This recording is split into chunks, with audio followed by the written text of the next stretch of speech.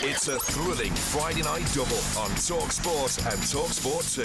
From 8, Sunderland face Forest in the Premier League on talkSPORT. With Leicester versus Millwall in the Championship on talkSPORT 2. It's a first-rate Friday night of fast-acting football on talkSPORT and talkSPORT 2. The NFL Draft, live on talkSPORT 2.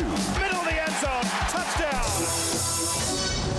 You're back with NFL Live on talkSPORT 2 and on the talkSPORT USA YouTube channel. I'm informed that the live coverage has now gone live on YouTube, so we'll tweet out that link from talkSPORT and from talkSPORT 2 as well. Head to the talkSPORT USA YouTube channel right now. I can see there are plenty of you in the waiting room already, so that will be live and available for you shortly. There, we are in this swanky new studio. Dom, when he came in, was like, well, this is a bit of a step up from last year.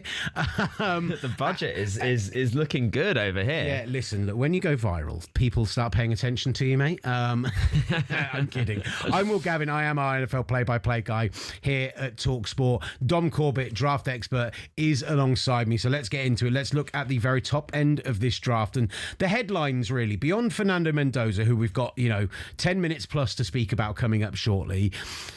Tell me what you see about the top end talent in this draft this year, because I feel like there has been a bit of negativity going into this draft about the overall quality of it. So the context that I would use for that is everyone compares it to the 2013 NFL draft, right. I think that's harsh. Yeah, I think it is a little bit harsh. I mean, we had some pretty not impactful players, I would say, go in that first round, but it is also the draft that produced Travis Kelce, Tyrann Mathieu, Teron Armstead, Keenan Allen, DeAndre Hopkins, Lane Johnson. There are good players to be found in this draft class. There are Pro Bowlers, there are future Hall of Famers, there are plus starters and everything in between. We just need to be able to work out who that is going to be, try and cut through the noise. And what's interesting about this class is that, in my opinion, the three best players, or three of the top 5 players, all play the positions which are seen as quote-unquote less valuable by the NFL and by the league as a whole. So we have a linebacker in Sonny Styles, off-ball linebacker. We've got a running back in Jeremiah Love. We have a safety in Caleb Downs. And what's going to be interesting is seeing how teams approach that positional value. If, for example, Jeremiah Love is selected in the top 3, he makes $50 million. So that by itself, he'd be RB7 in the league in terms of pay scale, because we know how much the rookies get paid in the NFL. And that would just be the most crazy team building decision, I think, from a team in the top 3. It might be the Arizona Cardinals. A team could trade up. But that's what's going to be interesting, is seeing where teams are comfortable taking these players, because they do play the less impactful positions, but they are fantastic talents. I think the idea of positional value, and this is one of the things that's going to be really interesting for me today, because when we've sat here and done mock draft after mock draft after mock draft, we look at guys at the top of this draft who we absolutely love. And there are guys that, I don't pretend to watch anywhere near as much as you do, but I try in between the Super Bowl and now go back and watch as many games as possible, and certainly at least for that kind of top 50 or so prospects, really have a good idea of them. And the guys I absolutely have fallen in love with are not necessarily impact positions. Don't get me wrong, I love Arvell Reese, I love Jeremiah Love, who as a running back is a guy you may not take high. Caleb Downs, safety, you may not take him high. Sonny Styles, again Ohio State, linebacker, off-ball linebacker specifically, a position you don't like to draft high necessarily.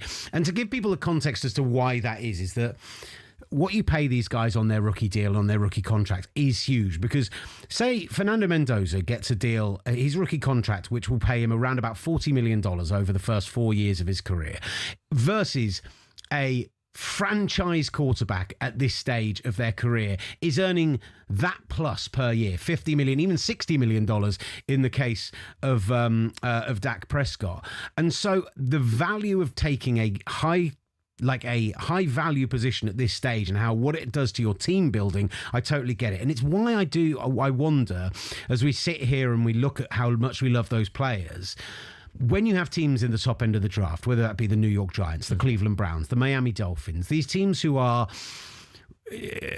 when you want to look at their team needs, it's a list longer than your arm, and it's got more positions on it. I've nearly said than the Kama Sutra. I'm going to say it anyway.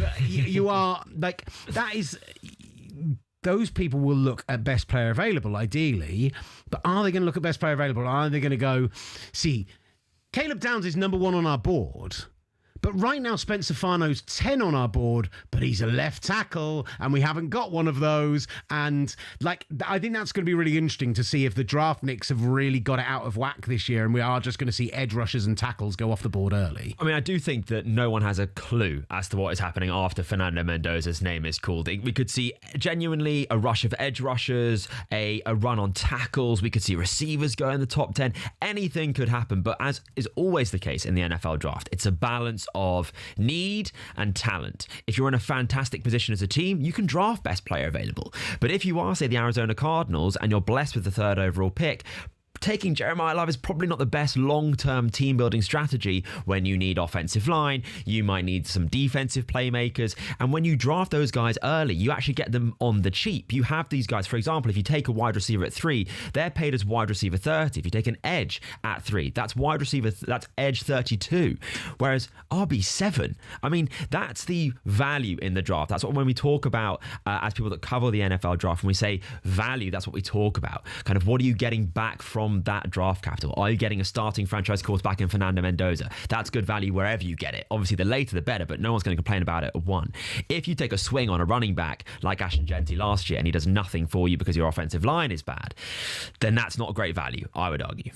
I do think, however, and this is a shift we're seeing in the NFL more and more so now, particularly with the increasing salary cap versus the these salary controlled, very low cost rookie contracts.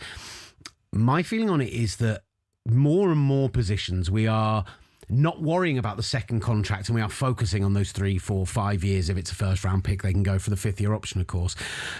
Much more so, I feel like we are treating these like there's nothing wrong with taking a running back high. And actually, the NFL has done very well drafting a running back in the top 10, top 12 over the past 10 or so. I think Trent Richardson's the only bust I can think of in the last 10 or 15 years, and not really a bust, but a comparative bust for where they drafted him. But I still feel like you feel more confident taking a safety. You feel more confident taking these guys because actually the big focus is what impact are they going to have on our team in the next 3 to 5 years. You're less now thinking about, well, what's that second contract going to look like 5 years down the line? Maybe a team like the Dolphins or the Browns is thinking like that because they know they're not going to compete quickly. Sorry to Dolphins and Browns fans. I don't want you to feel like I'm picking on you.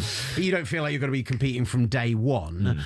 I just think that maybe we are seeing a move away from that. And I just think this, as much as they talk about this draft not having the cream of the crop talent, I think it's it's maybe the draft I've been most excited about covering in an absolute age, because I think it's fascinating. The beauty is in the eye of the beholder in this draft, and I think that's going to result in quite a lot of trade ups and a lot of trade downs if possible, because if teams are looking at, say they have 10 first round grades, and I know that there are 32 first round picks, but teams will grade guys if they have true first round grades, meaning that they would go in the first round regardless of what the strength or the weakness of the class is like. And let's say you're 4 spots away from the last one of those 10.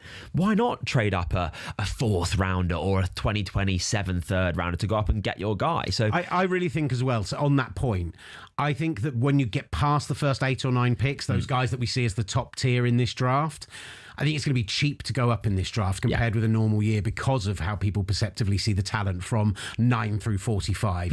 And everyone's looking at that 2027 draft. And as is ever the case. But it's this weird combination right now. I feel like last year and this year, between the NIL deals coming in, between people staying in college for 5 or 6 years because of COVID, because of we've been left with this very odd dip in draft quality that is suddenly going to ping back, I think, in 27 and 28. And so actually, is a 2027 second rounder the same value as a 2026 first rounder to some of these teams? Certainly one that's in the back end of the first round.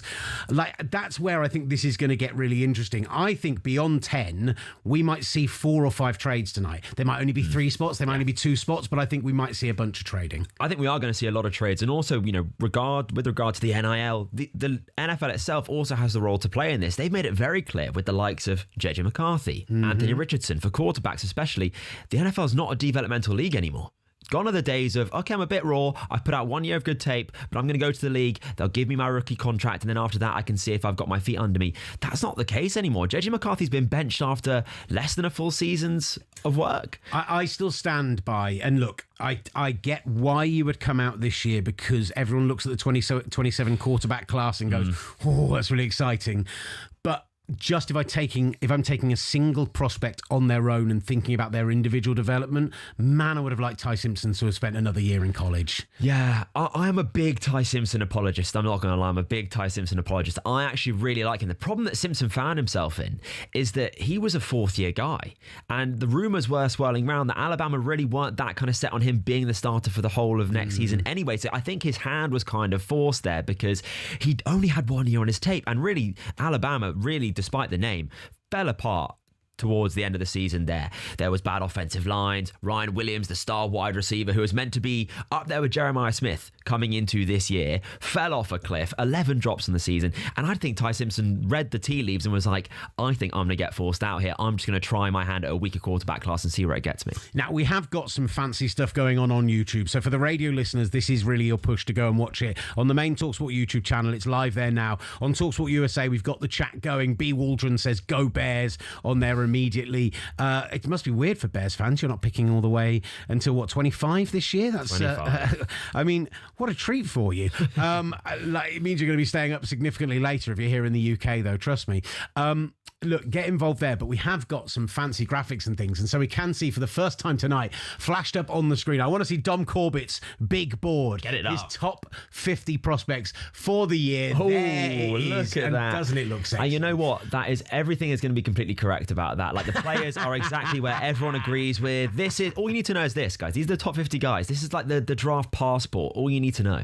So, look, I know you can't see that everywhere. We will talk through it. Don't you worry. We won't focus on that too much for you at home, but we will go to that on the live feed. We will reference it and we will talk about where you have players positioned. But we are just 3 or 4 minutes away from the 2026 NFL Draft getting officially underway, from Roger Goodell taking to the stage. And we'll be back live up next here on talkSPORT 2.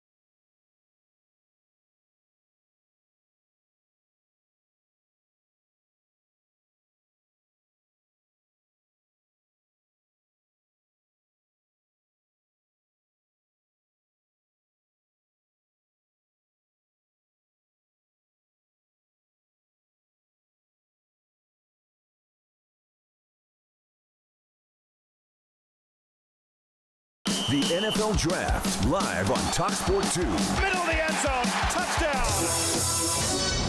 Back with the NFL Draft live here on talkSPORT 2, Pittsburgh, PA. The hosts tonight, we're here in our studio in South London. I'm Will Gavin. Dom Corbett is alongside me, and we are live both on talkSPORT 2, exclusive to UK radio, and on the talkSPORT USA YouTube channel. In fact, both that and the main talkSPORT channel. But if you want to get involved in the chat, get on the talkSPORT USA channel. Send us a message there. You can get in touch with each of us individually as well. I'm at Will Gavin.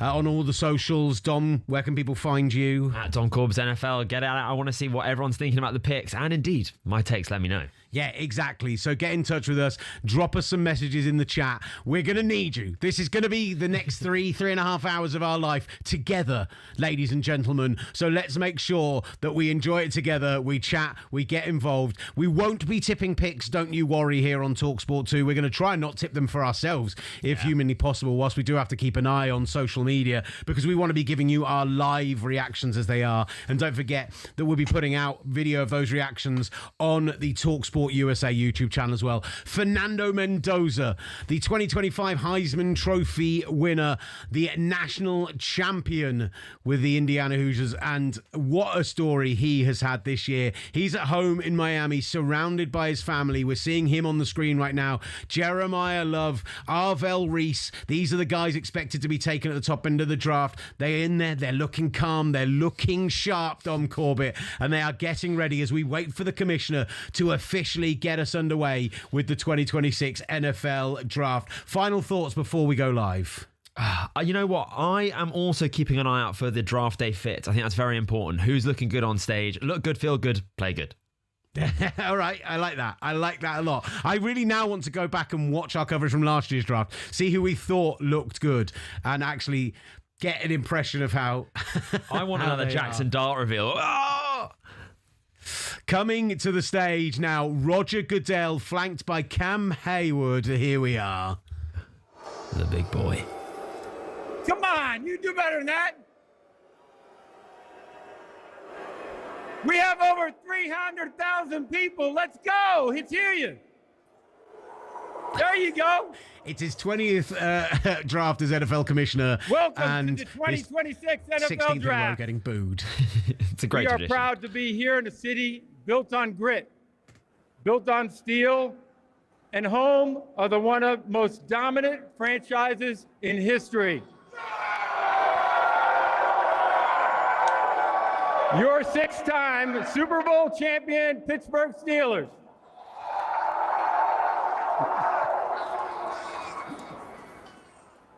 But tonight we're going to celebrate Western Pennsylvania heritage. And as you can see, I didn't come alone. Steelers captain, 8-time Pro Bowler and Defensive Player of the Year, TJ Watt.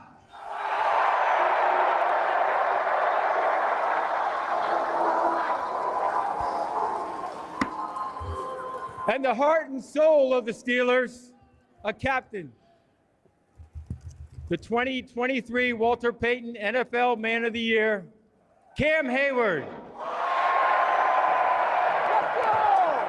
Take it away, Cam.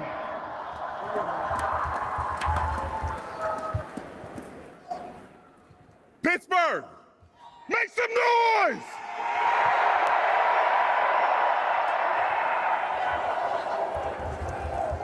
This is Steelers football. Tough, physical, and built to last. But everything we do today is built on the standards set by the legends before us. Let's bring out the men who paved the way to greatness.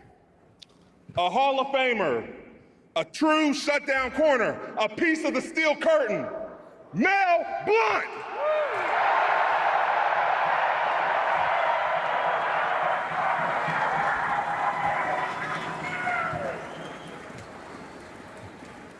Now, let's talk some playmakers, some Super Bowl MVPs, Lynn Swann and Hines Ward. We see these guys coming out onto the stage. Mel Blount, cowboy hat on, terrible towel being waved, Hall of Fame jacket as well. Lynn Swann, obviously a huge part of their Super Bowl 76 win, where he was the MVP. We got to talk quarterbacks. Two quarterbacks. two eras, one standard, Super Bowl champions, and legends of the city, Ben Roethlisberger,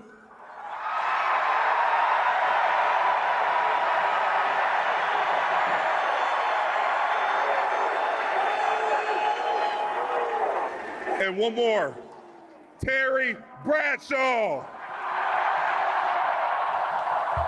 Two-time and four-time Super Bowl champions between them, these two, as we see them coming out to the stage.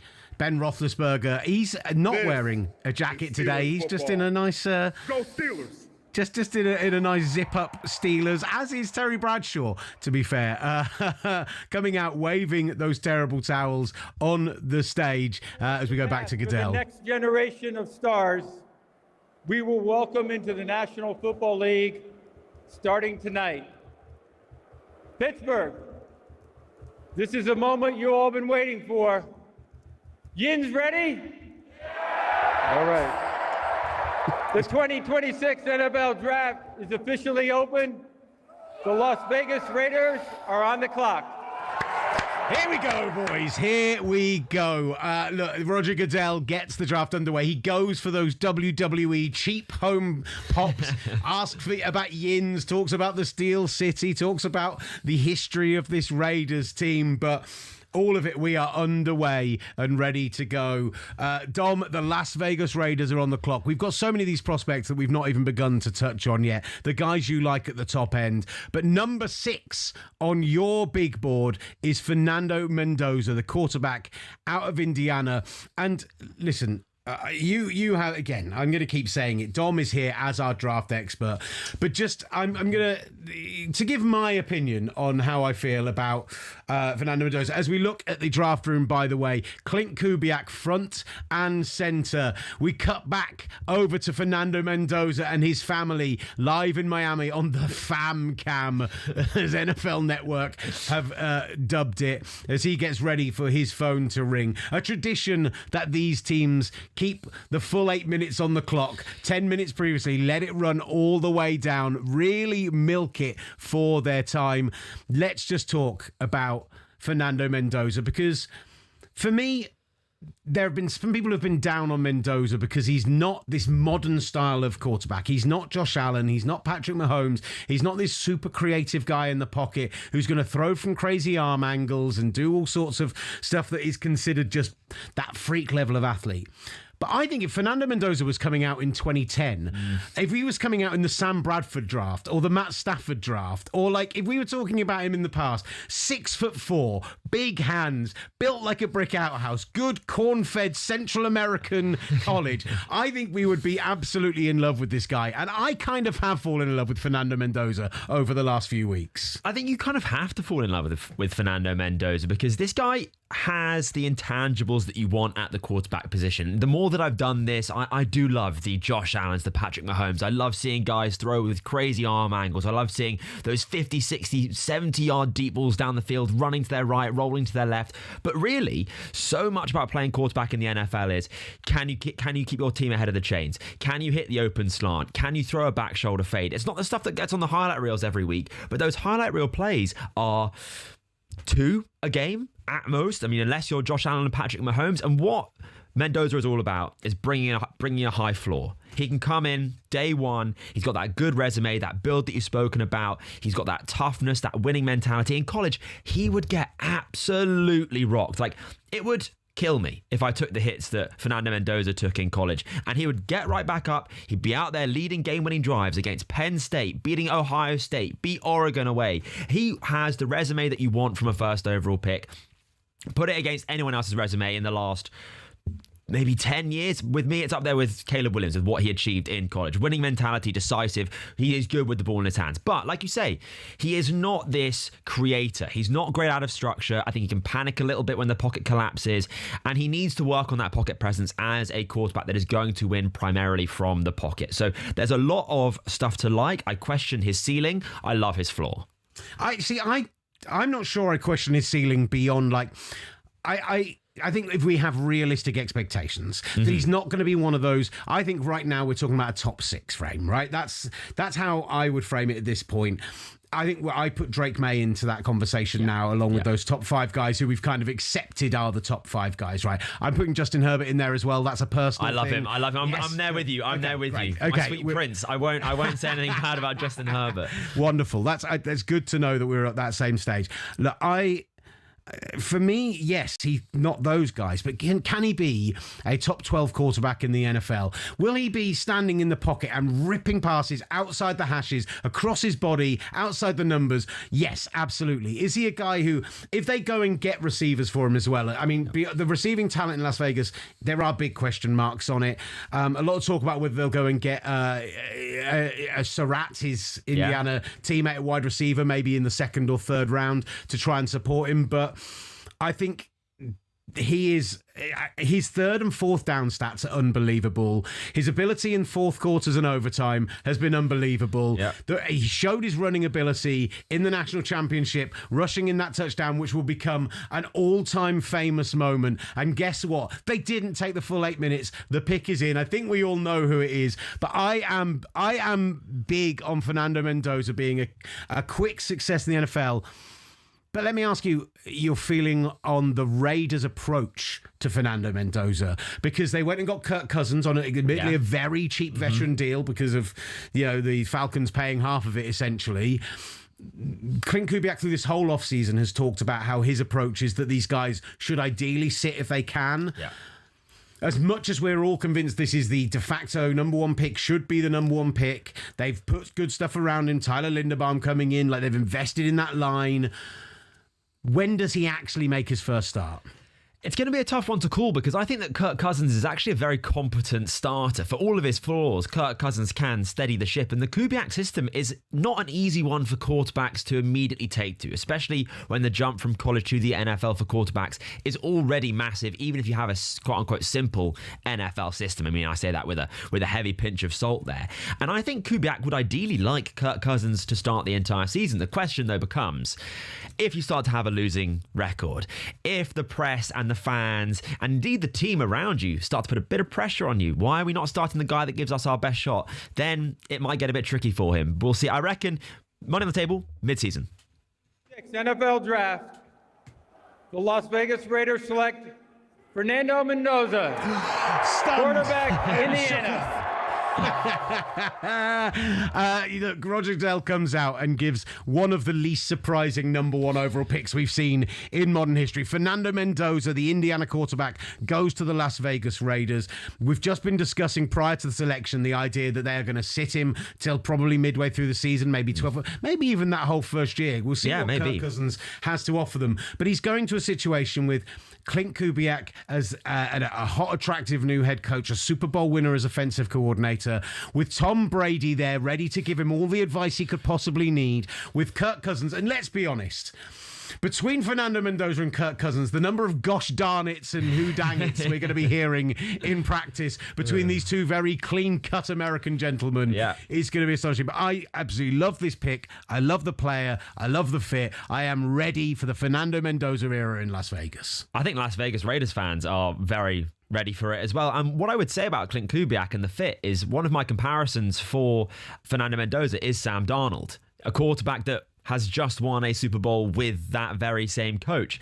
And that's the thing, is that we have this conundrum, right, of quarterbacks. We always chase, and teams would obviously love a Josh Allen, a Patrick Mahomes. But if we look at Josh Allen, he's not got a ring. Who does have a ring? Joe Flacco has a ring. Obviously, Sam Darnold has a ring. It's not just because you are the best quarterback that you therefore are the best team. And actually, Mendoza brings that high floor. The ceiling we will remain to be seen. But if you have Tyler Linderbaum, great center, you add some playmakers, you've got Brock Bowers there already. If you can continue to build around Ashton Genty in the offensive line. Let's hear from Fernando Mendoza speaking right now about how the last 5 months have changed his life. It's a blessing by God, and I can't thank him enough. I'm just looking forward to get to work, prove at the next level. College was fantastic. I'm so blessed to have that career. But now I step into a great game of the NFL. Look forward to proving and earning it every single day. You're going to the Las Vegas Raiders. What excites you the most about this opportunity? what a great organization, great legacy. There's so many great teammates I'm looking forward to talking to, coaches, owners. I'm ecstatic for the opportunity. Congratulations. Thank you so much. God bless. There we go. Fernando Mendoza speaking briefly at his watch party in Miami. Led Indiana to a 16-0 record in the first national championship in school history, and now is on his way to Las Vegas. And for the most clean-cut gentleman I think we've seen come out in the draft in many a year, what a location to land but Las Vegas. That guy is already media trained up to the hilt, man. He is a PR dream for the Las Vegas Raiders, and that is part of it as well, right? It's in Las Vegas. You want to have someone that is going to be able to kind of turn down the temptations of Sin City. And Fernando Mendoza, obviously, like we've all been saying, high character guy. He's going to be fantastic in the locker room, and we'll see ultimately when he starts, because that will be something that Clint Kubiak has to manage throughout the season. And look, the final thought on this before we move on to the Jets, because they've only got 3 minutes left on their pick, and we're going to have to get Will Varney into the studio ready to discuss this one. I went back and I looked over the years that I've been covering this sport, so the last 15 or 16 years. And realistically, beyond Andrew Luck, beyond Joe Burrow, beyond Trevor Lawrence, maybe how I felt about Drake May, although Caleb Williams went ahead of him, there's a lot of guys here that actually, having sat and assessed it, I like him above Bryce Young. I like him above Baker Mayfield. I like him above Kyler Murray. I like him above Jared Goff. I think they are similar players. And actually, I saw Carson Palmer was another fascinating comparison I saw. I'm high on Fernando Mendoza. That is the point. I am a big Fernando Mendoza guy. Let's welcome in our New York Jets beat reporter and mustachioed master of New Jersey. Will Varney is in the studio. Will, how are you doing, brother? Yeah, I'm good, but I'm nervous. Look, sensational work first and foremost. Thank you. talkSPORT USA YouTube channel over recent days. Will has been doing brilliant work on there, speaking to beat writers from all across the league. But you spoke with Rick Spielman from the Jets. There's been this situation with the Jets where David Bailey, Arvell Reese, the two pass rushers we see at the top of the draft, and a lot of speculation over. The expectation is they'll take one of those guys. Who is it going to be? I feel like in the last few days, it feels like they've been pushing more towards Arvell Reese. They cancelled David Bailey's 30 interview. They told us not to read into that. But Aaron Glenn has been talking a lot about how he wants to get more multiple, how he wants to throw more exotic looks at teams, play around with formation. To me, that's Arvell Reese. How are you feeling about that? Yeah, my questions with this is about the whole Jets process, and obviously we'll get into it further if I see David Bailey take him in the second overall pick. This is nothing against David Bailey, talent-wise, and what he'll bring, but this whole process, I think, has been indicative of a little bit of a mess. And one of the key things that I've struck on with Rich Cimini, when I spoke with him, the ESPN Jets reporter, with Rick Spielman as well, is whether the importance of the franchise relationship with the GM and the head coach. Aaron Glenn and Darren Muji are completely different timelines right now, and I wonder whether that is paramount with what we see from Reese and with Bailey. Here comes Roger Goodell on his way out to the podium. Let's head over to Pittsburgh, PA to find out who the New York Jets are taking with the second overall pick. With the second pick in the 2026 NFL Draft, the New York Jets select David Bailey. Oh, my God. Oh. Everyone thought it was going to be Arvell Reese after they cancelled his 30 appointment. We see David Bailey in his black tuxedo, looking sharp with his sunglasses on. He is making his way out there. Look. He is a first-team AP All-American out of Texas Tech. He is a more prototypical pass rusher, a more four-down guy, a guy who they think has a higher floor immediately in the NFL. But is he a franchise changer? Will Varney next to me is not looking happy. How do I want to phrase this?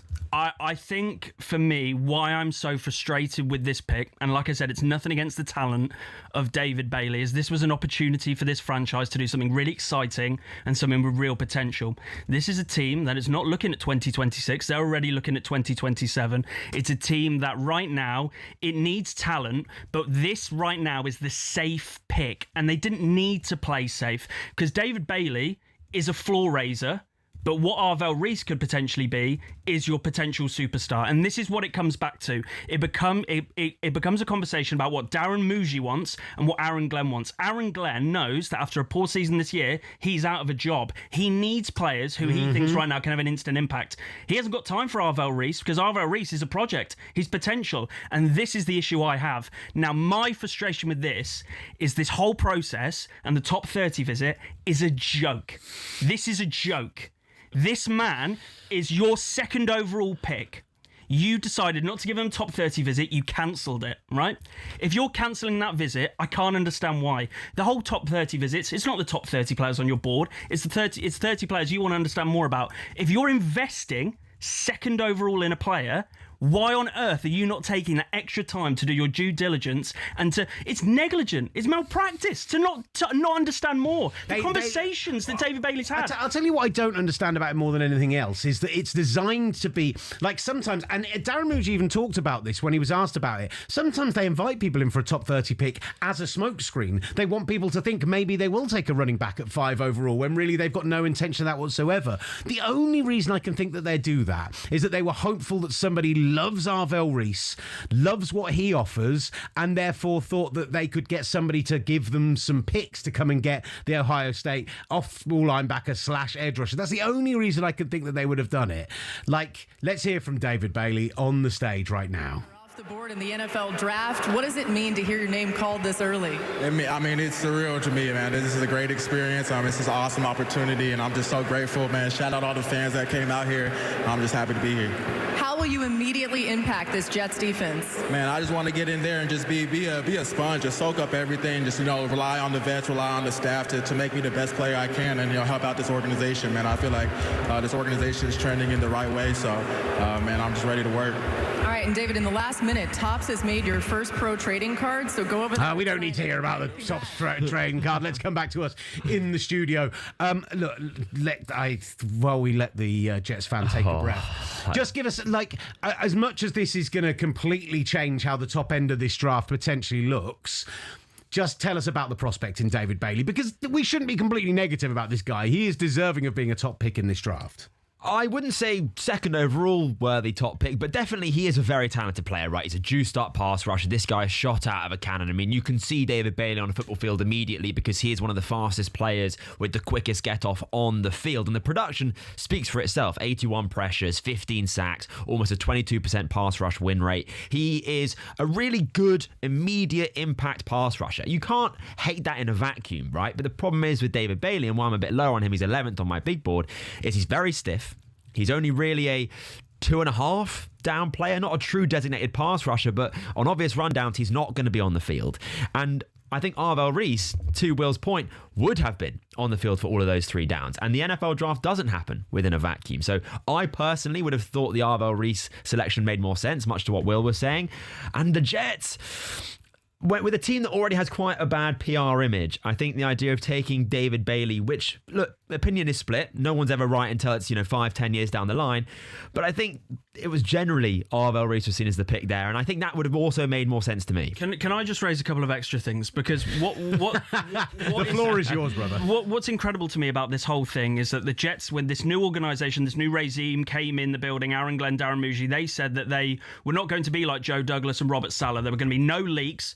Well, the national media has been reporting David Bailey for quite the last few weeks, for quite some time. So I think that's a load of nonsense. But the other point of this, I just think there's even more pressure now that you're putting on yourselves because David Bailey is supposed to be this instant impact that you can put him in right now and he's going to get you 10 sacks next year. I thought that what they'd done this year in free agency with Joseph Asai, Kingsley Anagbare, the fact that we've got Will McDonald, they traded away Jermaine Johnson.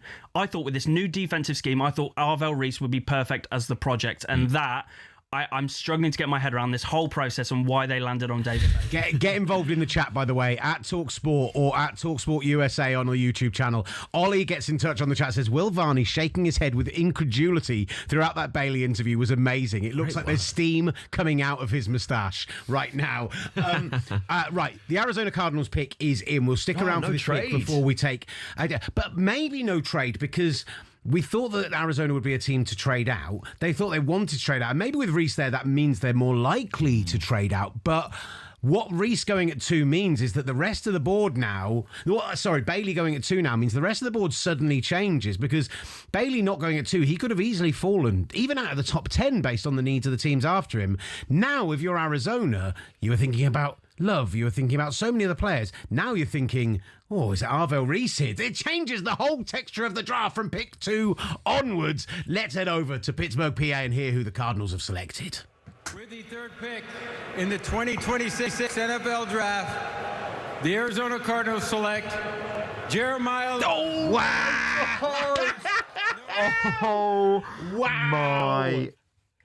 Positional value is completely out of the window at this point. We talked about it pre-draft, but Jeremiah Love, the Notre Dame running back, who is seen as an incredibly special prospect, goes number 3 overall to the Arizona Cardinals. This is an Arizona Cardinals team who desperately needed edge help, who had, beyond Josh Sweat, absolutely nothing else in that building. What, Baron Browning with his huge 2026 cap hit? They needed O-line. They needed help at linebacker with 2 top guys there. They needed help across the defensive line, and yet they go with the running back. They signed Tyler Algier during this offseason. They've already got James Conner there, admittedly coming off the injury, but they just went, look, we're picking at 3. There's a very special top-tier player there. We are taking running back Jeremiah Love. And the reaction to my left over here from Don Corbett was stunned.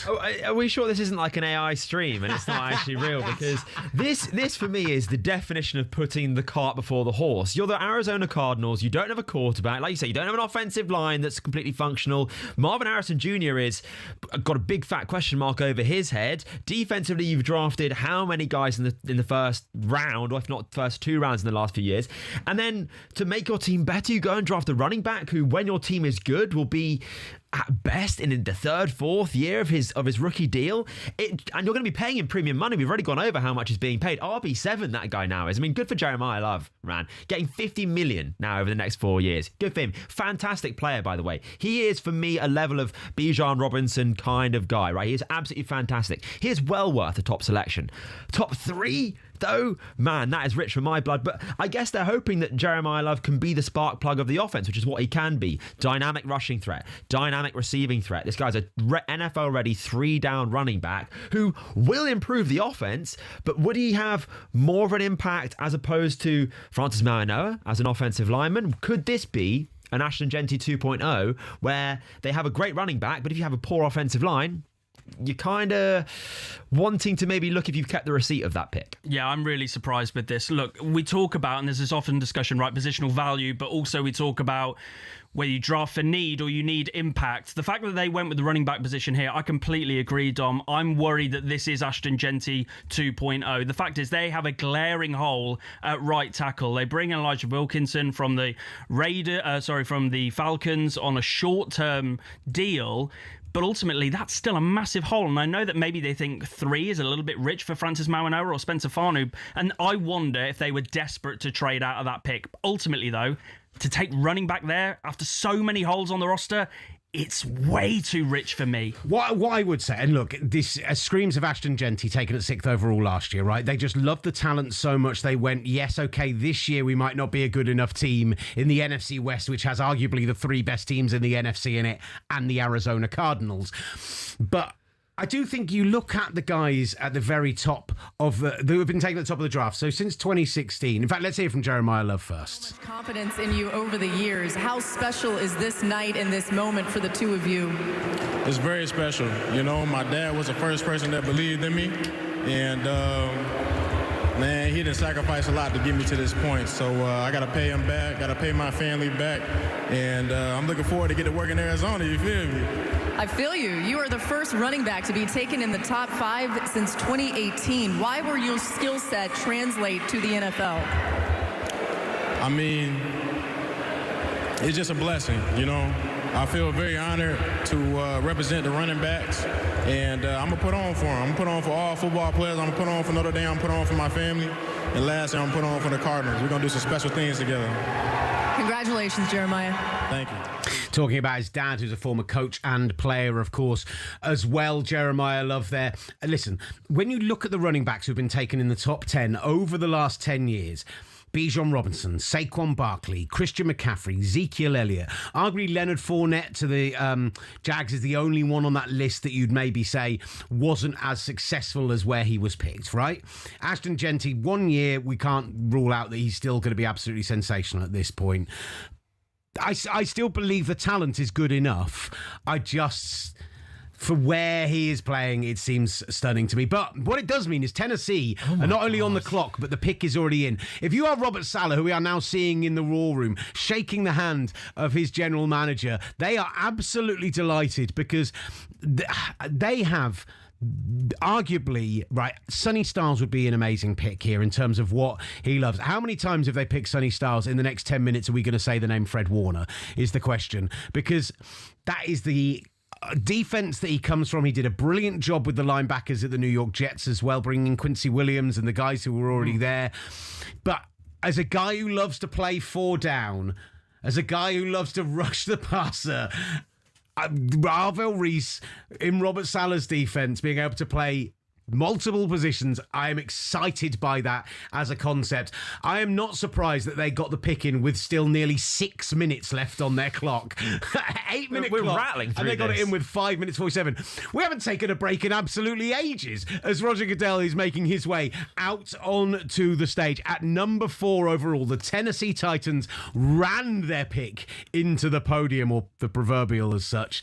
Who are they taking, Rog?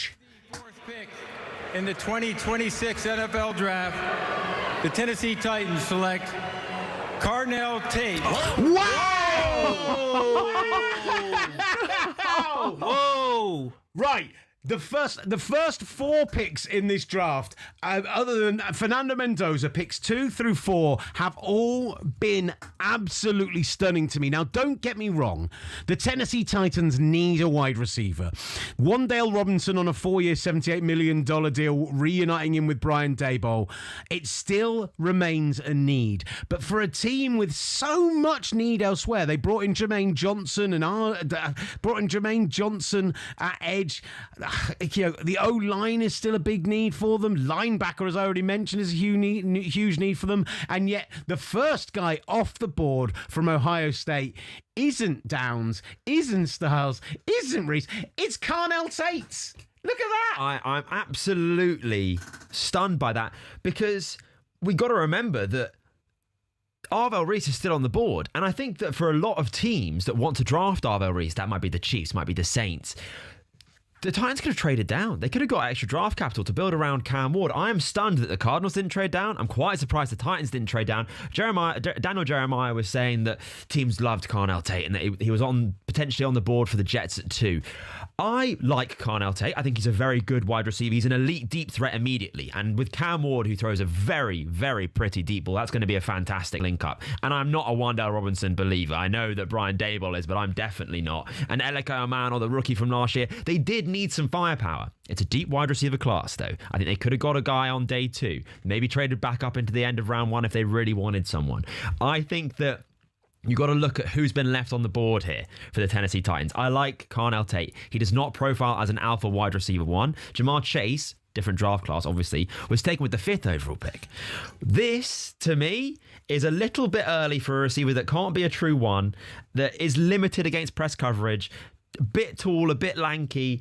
I think that's a bit punchy for me. I am astonished. The last 3 picks have really, really flown off the board and been genuinely surprising. And now the New York Giants, who after trading away Sexy Dexy to the Cincinnati Bengals for the number 10 overall pick, are picking up next and again at 10 with an incredible amount of defensive talent still on the board, with those 2 playmakers at wide receiver and running back already off. Fascinating to see what they do. We'll find out up next here on talkSPORT 2 and the talkSPORT USA YouTube channel. Stay locked in.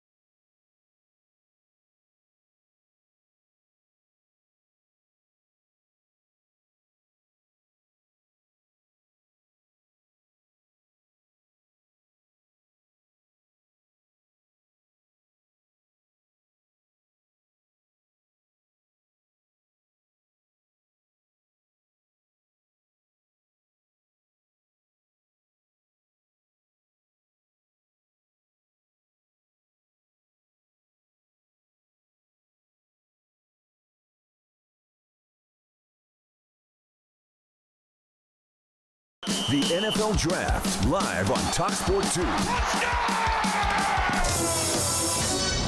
2. With the Tragedy Assistance Program for Survivors, TAPS, one of the NFL's Salute to Service partners, we are honored to recognize the surviving family of United States Army Major Paul C. Volke.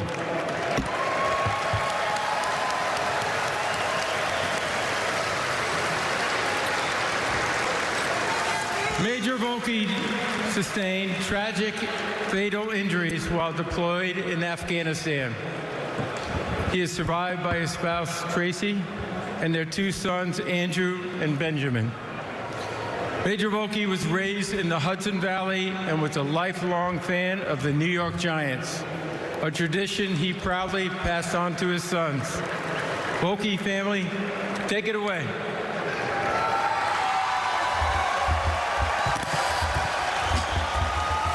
With the 5th overall pick of the 2026 NFL Draft, the New York Football Giants select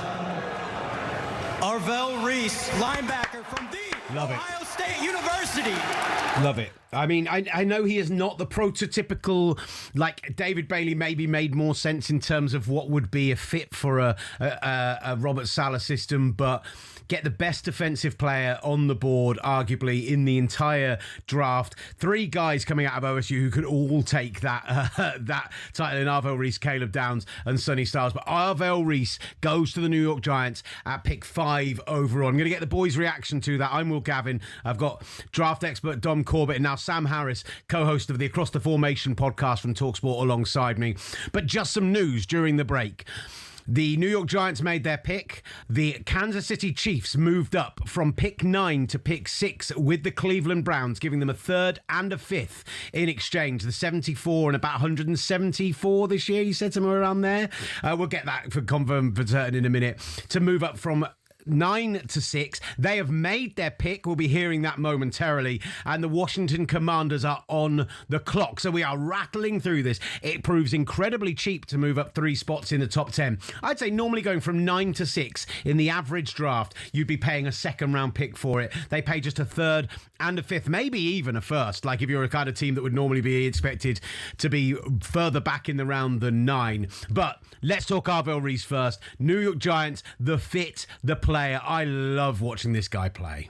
I love watching Arvell Reese play, but I'll start with the fit. They've got Brian Burns as one outside linebacker, and they've got Abdul Carter as their other outside linebacker. Unless they're planning on playing Arvell Reese more as a kind of off-ball guy, then that of course can fit. But I really did not think that would be the pick from a team building perspective when they've already spent that pick on Abdul Carter. But look, Arvell Reese is absolutely fantastic. He is really powerful. He's really strong, just stonewalls offensive lineman. He's got genuine pass rushing ability, good power, good speed, versatile as well. Immensely high ceiling. Immensely high ceiling. Maybe they want to use him in that Micah Parsons role for the Packers this year. Have him over the center. He picks his gap and he just sends it. But he's a developmental guy. It's going to take some time for him to get there. I think he's not going to hit the ground running. Maybe he can learn from Burns. I've got to say, my feeling on it is a bit different having watched it, because I heard a lot about that. And yes, they've got Abdul Carter and they've got Brian Burns. I suspect Kayvon Thibodeau is as on the trade block as he's ever been right now that he's the 4th guy in that room. They've gone and got the best player available on their board, which I am absolutely, completely happy with. Denables, we don't know what his defense is going to look like.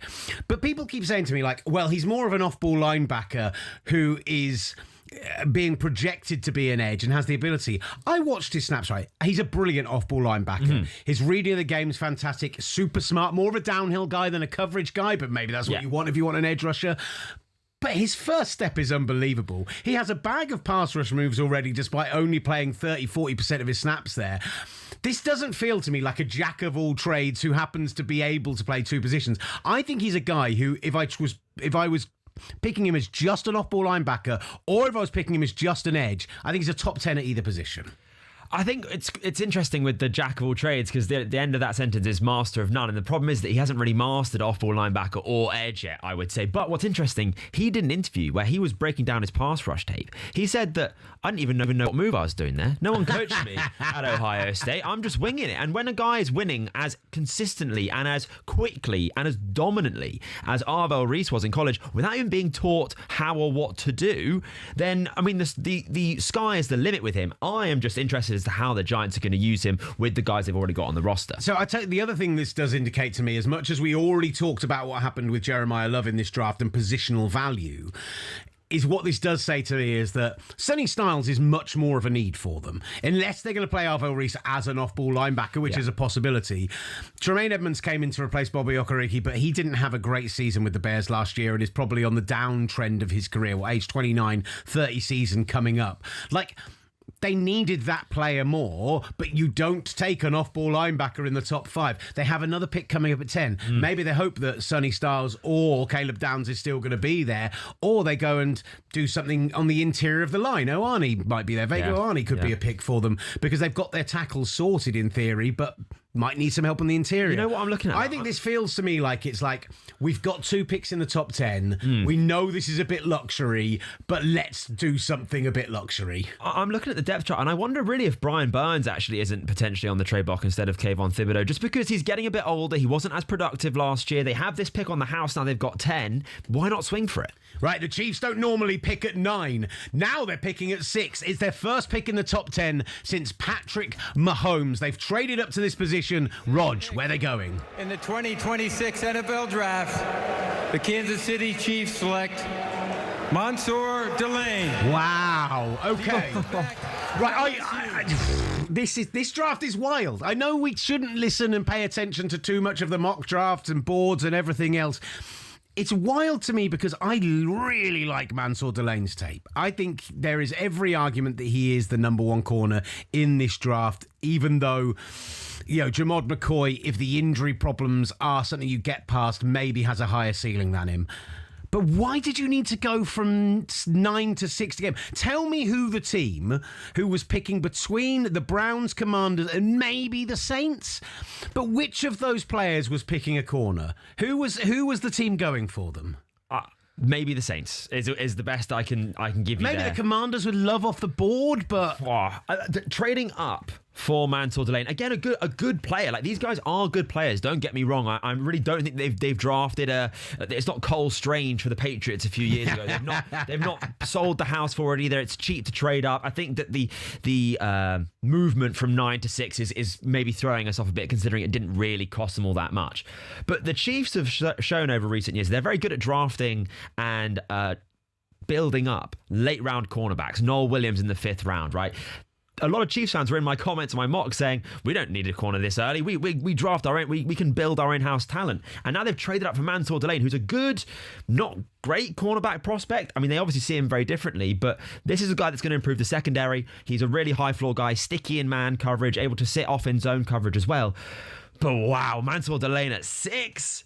Again, I question this if this is AI. Can we if you're on the live stream watching on YouTube, either on the talkSPORT YouTube channel or on talkSPORT USA, and I've seen a lot of people in the comments there. I apologise that we've not been getting involved. Chris and Bubba and Ollie and Waldron and everyone else who's getting involved in there. We will get some of those messages. Can we see the big board now as it looks with the top 6 picks off there, just to see Dom Corbett's big board? Because right now your number 1 player, Sonny Styles, is still there. I can't believe it. Your number 3 player, Ruben Bain Jr. with his T-Rex arms, is there. Caleb Downs is still there. Makai Lemon, who you have above Carnell Tate, is still there. Like, you do feel like these teams coming up in the next few picks have got some really, really great talent to work from. And I think for the Browns, dropping to 9, seeing we can still get the best tackle on the board at 9 quite easily when I see what's ahead of us. I mean, Sam Harris is with us as well. That feels to me like... I think the Browns might be playing a bit of a blinder here, which in previous years, on just in their sorry, history of their... We really are in a different world right now. I think this is AI. I know it's late and I've had a couple of double espressos, but yeah, as you've mentioned a few times, Dom, I feel like this is AI at the moment. And one thing I did want to say, I know you guys saw Will Varney's face earlier, he does still get to see Arvell Reese play in New York, just unfortunately it's now for the Giants, not the Jets. I'm sorry about that one. He's still going to make MetLife his home. That's the point. So Mansour Delane, the LSU corner, 8 career interceptions between LSU and his original college, Virginia Tech. He goes to the Kansas City Chiefs. I mean... 3-time Super Bowl champions over the last 6 years. The Washington Commanders pick is in 7. I mean, they used their whole 8 minutes whilst we were just dealing with the fact that there was a trade right now. So we haven't really done a traditional look at a team so far because this has been so wild. The Washington Commanders, an interesting team to me because NFC Championship game 2 years ago, fell off last year. Age was a huge problem for them. In fact, pick 7 and 8 are in. The Cleveland Browns are on the clock, so we might see these back-to-back quickly here. Big drop-off. Age a big problem for them, particularly on the defensive side of the ball. They have big needs at edge, despite bringing a Dafeo in. Big needs at corner. Maybe that's why they moved above them. They only have a Meek Robertson. Big needs on the O-line beyond left tackle. Needs at wide receiver behind Terry McLaurin. Lots of potential options here as we head to Roger Goodell, flanked by some legends. NFL Man of the Year award, presented by Nationwide, is awarded to one player each year and celebrates their profound impact on and off the field. I'm joined on stage by former winners Lynn Swann and Jerome Bettis. The bus looks like it could still play, by the way. Jerome Bettis, I bet him to go and get 4 yards in an NFL game now. Member to the prestigious club 2 months ago, Super Bowl champion and 6-time All-Pro Bobby Wagner. Way to go, Bobby. Bobby. On behalf of the Payton family and Nationwide, I encourage players drafted this week to make their community and the league a better place. You want to go for it or you want me?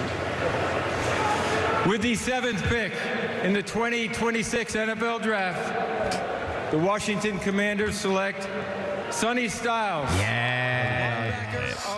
He is the number 1 player on Dom Corbett's board, and I think for the first time since Fernando Mendoza at 1, everyone sat there and nodded and smiled. That is the first time we haven't been stunned by a pick so far.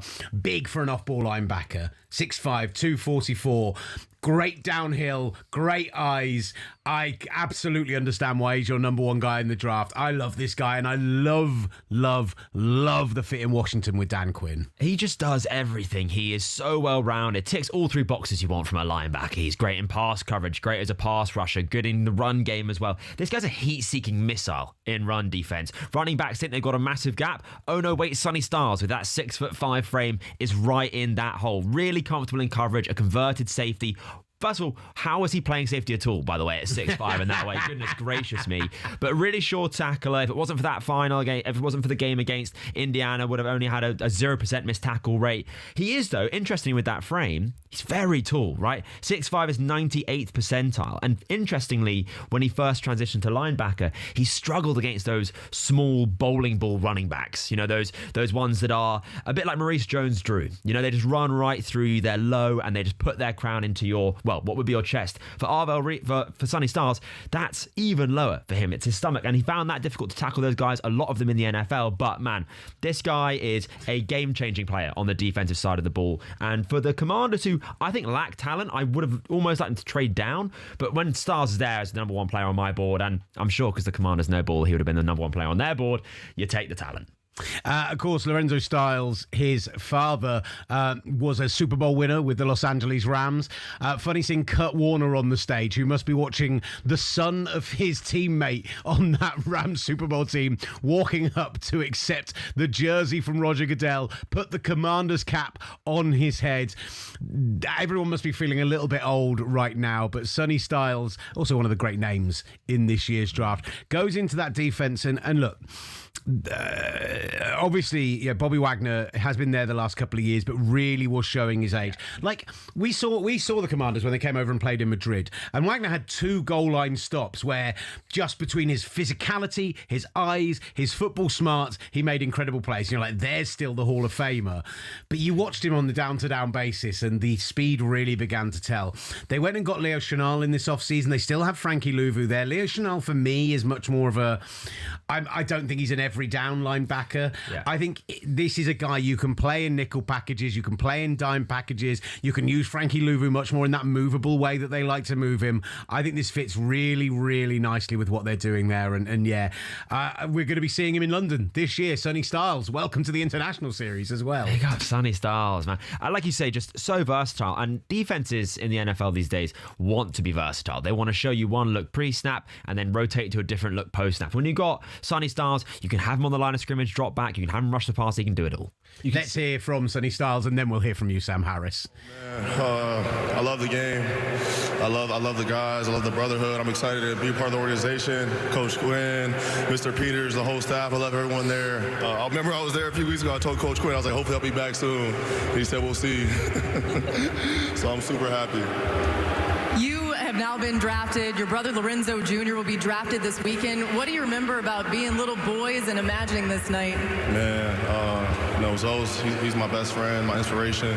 Just chasing him around. We dreamed about this since we were 5 years old. So to see it all happen, we're living out the dream. But it's just the beginning. Just the beginning. Enjoy this. Yes, ma'am. Thank you. Sam, you were about to jump in, but we had to hear from Sonny Styles, who, like you say, his brother's going to be drafted this weekend. His dad's a former NFL player and a Super Bowl champion. And the Saints are not only on the clock, but the pick is in. And by the way, the Browns pick is in as well. When are we ever going to take breaks during this live stream? They're flying through this, aren't they? Right, Sam, we'll get to you in a moment. Let's take a break right now. And we'll be back in time to hear who the Saints are taking up next.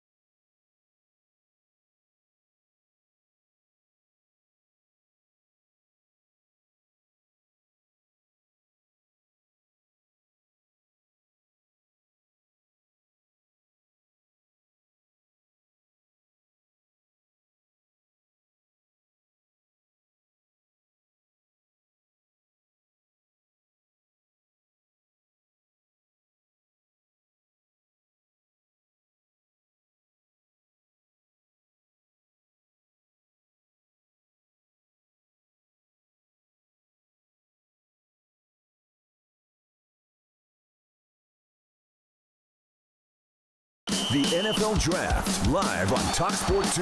Middle of the end zone, touchdown. We are back with NFL Live on talkSPORT 2 and on the talkSPORT USA YouTube channel, bringing you the 2026 NFL Draft.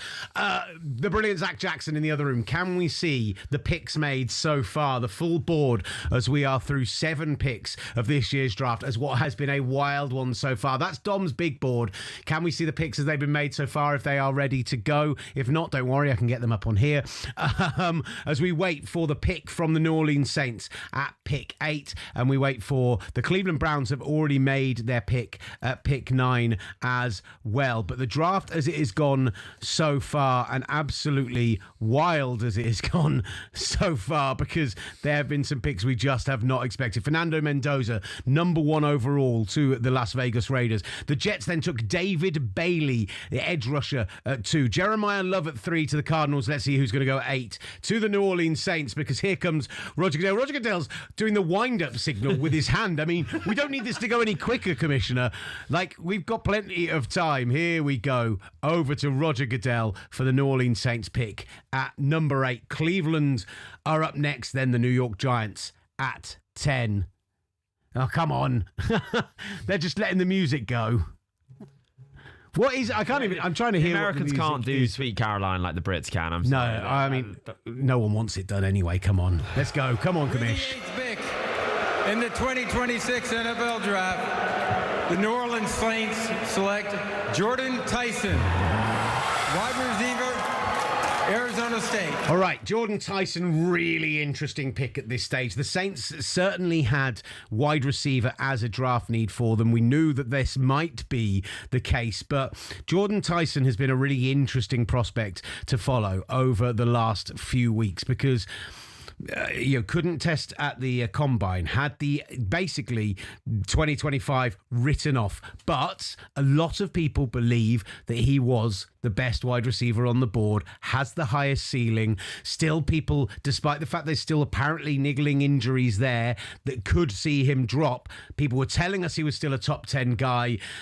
Have they just gone and got themselves Chris Olave 2.0 for the New Orleans Saints? That's what's interesting. I would say that Mekhi Lemon is more like Chris Olave in how they play, and I'm really big on, with wide receiver rooms, having a diversification of skill sets. So you have different guys that can do different things, and I think that Lemon and Olave would have had too much of an overlap. With Tyson and Olave, with Shook as their young promising quarterback, that's a really good wide receiver duo, if, of course, Jordan Tyson can stay healthy. But this guy moves like a wide receiver 1. If you watch him on tape, you don't have to be an expert, you don't have to be a specialist. You just turn on any of his tape. He moves like Justin Jefferson. I nearly said JJ Watt there. A little bit too positive of praise for that, but he moves like Justin Jefferson, and that's what got teams interested. The injury, though, is a concern.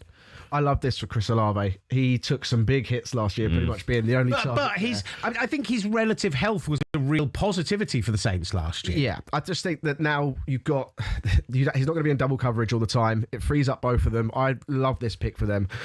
This is a lot of fun at the moment. I really enjoy myself. Feels like we're watching this at 1.5 speed as well, doesn't it? What it is for me as well is like, you have the real benefit that you went and took Tyler Shook in the second round last year, and it's worked out. And I really think over the last 8 games of last season, he looked like a franchise quarterback. He looked like a first-round pick, right? They go out and they make big moves in the offseason, bring Travis Etienne in. Alvin Kamara, we don't know whether or not he'll still be there. We expected a retirement, but we thought that would have come by now. Bringing David Edwards to try and solidify their line. I mean, Cesar Ruiz is still there, which could be a problem, but they feel like they have their tackles in Banks and Fuaga. They feel like they have their quarterback now. They now have 2 good receivers. This is an offense which really looks like it could sing. For a guy in Kellen Moore who, that is his side of the ball, basically, if he is healthy, this is a great pick. It is just that big if. We got to look back at this in a few years' time to really assess how good this pick was. Right now, obviously, it's a bit marred by the hamstring injury. He's never had a fully healthy season. And when you add him with Chris Olave, who himself has injury concerns, you're potentially looking at the Saints maybe at one point in the season having just regular civilians like us 3 out there as their wide receivers. But if he is healthy, if Shook can continue to develop and play nicely, if Olave can stay on the field, man, I think the Saints are a bit of a dark horse. It's such a winnable division as well. Like, We've got 100%. Some choice words for that division on the Cross the Formation podcast, don't we? The division of disgrace. Yes, there you go. I love this. They're attacking it, and I think this could be a great pick for them. Let's hear from Jordan Tyson singing along, getting emotional during the walk. So thankful, so blessed. The Lord's doing work on me. He's not done. We're just going to keep this thing rolling. I'm going to give it my all, and that's all I can do. What can you say to those out there who may deal with adversity, injuries in this game, some of the things that you've handled about perseverance? The Lord said it's going to be hard, and you have to persevere. Life is not easy. Keep going, boy. You got it. You strong. I promise you, you're so strong. Just keep going. You got it. Congratulations. Right, let's just recap where we are so far, because I started to do it before the commissioner came out onto the podium. Fernando Mendoza, number 1 overall. I mean, as chalky pick as you could expect. The New York Jets then stunned the world by taking David Bailey, 2nd overall, and leaving Arvell Reese on the board.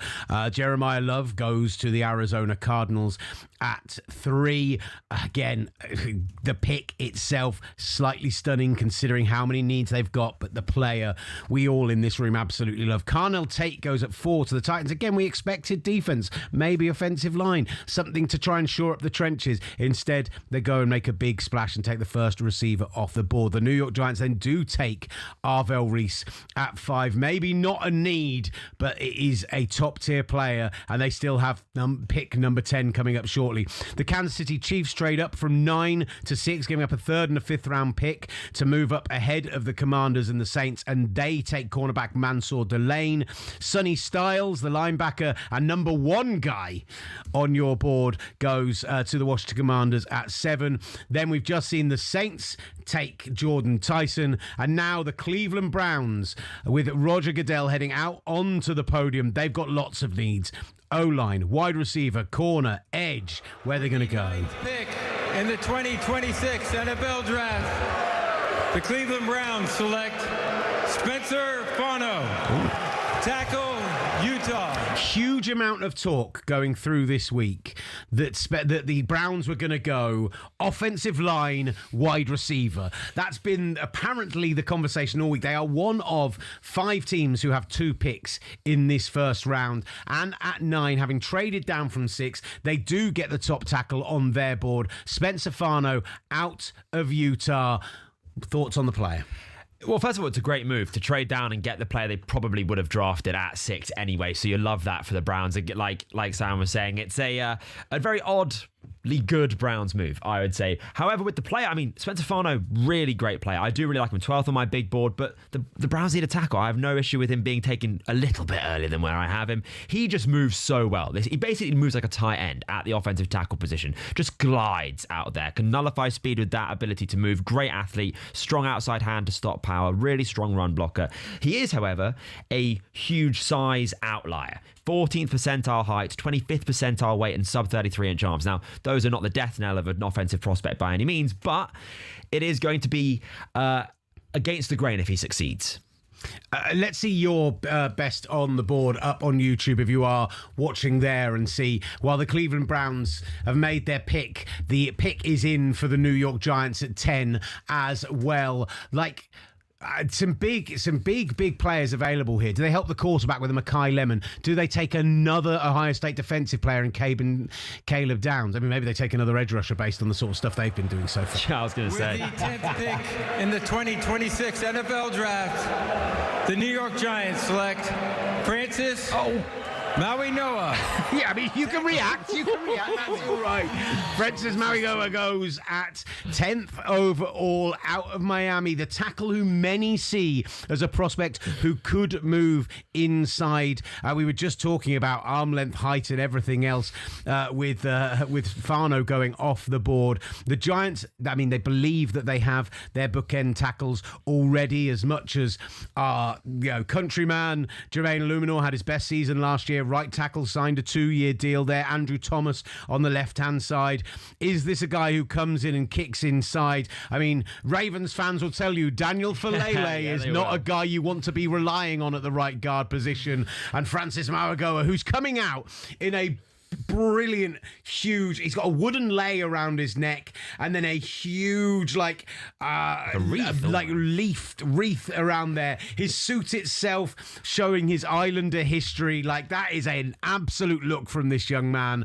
American Samoan, volleyball player, weirdly, as well. What do you make of this pick for the Giants? So my reaction was initially because I thought they were going to take Caleb Downs, and I was like, oh my God, how can you leave him on the board? However, very quickly, if you were watching the live stream, you would have seen I kind of gathered myself, and I was like, you know what? That's actually a very good pick. I think this is very sensible, actually. You've got your defensive player already, and you've got Jackson Dart, who had his own injury concerns with how he carries himself as a rusher, which is very problematic. But also, their offensive line isn't that solid. And what Mauanoa gives you is the ability to put your best 5 guys out there. He could play left, he could play right tackle, he could play guard, and that just allows you to have a bit of flexibility. You've got Cam Scatterby, you can build around the run game, you can protect Jackson Dart. I think this is actually a really, really nice pick. It might have been a bit marred by leaving Caleb Downs on the board, but I will never hate building your trenches around your young, promising quarterback, and you have Malik Neighbors coming back healthy. The Giants, with their new head coach, obviously, in Harbaugh,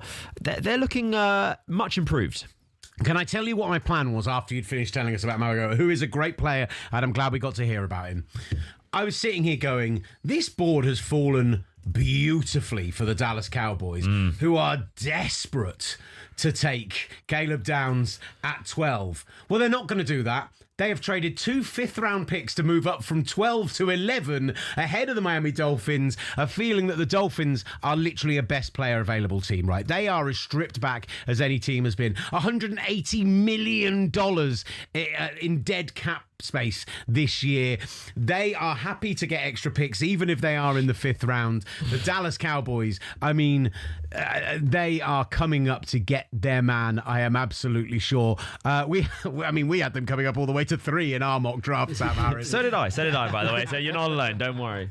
Let's hear from Francis Vago, because he looks like a character. Die about this shit, man. Man, I'm ready to die for you, man. I know a lot of things has happened, bro, but I'm ready to die for you, bro. You have an ode to American Samoa on your jacket and your family, and even growing up there, you had to create your own football gear. There's a lot of kids that you're a role model for. They're watching tonight. What's your message to them? Hey, man. Born and raised in American Samoa, man. Never thought I could be here, man. If I can do it, you can do it. Simple as that. Congratulations. That is what you want to hear from your 10th overall pick. I am ready to die for you, Sam Harris. Yeah, well, we heard a certain Patriots player say it last year, and he had some issues this season, let's be honest. It's not a bad shout. I do love those 2 picks, and I think they've probably got either the Jets or the Cardinals to thank for that. I don't think they probably saw Reese falling to 5 for them, which probably allowed them then to, do you know what, let's make a sensible decision here and protect Jackson Dart. And looks like they're going to believe now in Scatterbo as well. So I really like that pick right then. The Cowboys war room looks ecstatic. Jerry up out of his seat, high-fiving everyone. We'll get their pick up next here on talkSPORT 2 and the talkSPORT USA YouTube channel.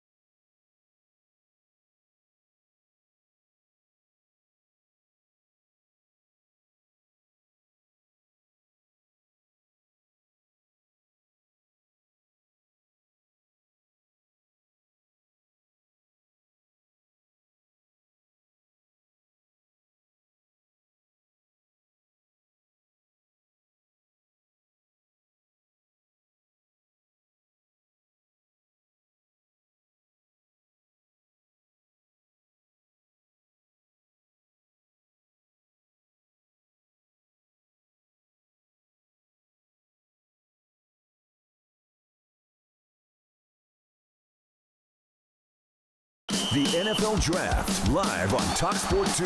Middle of the end zone. Touchdown. You're back with the NFL Draft live here on talkSPORT 2 and the talkSPORT USA YouTube channel. And you've got to feel for the Bubba King in our chat on YouTube, who I've just scrolled back over the chat over the past.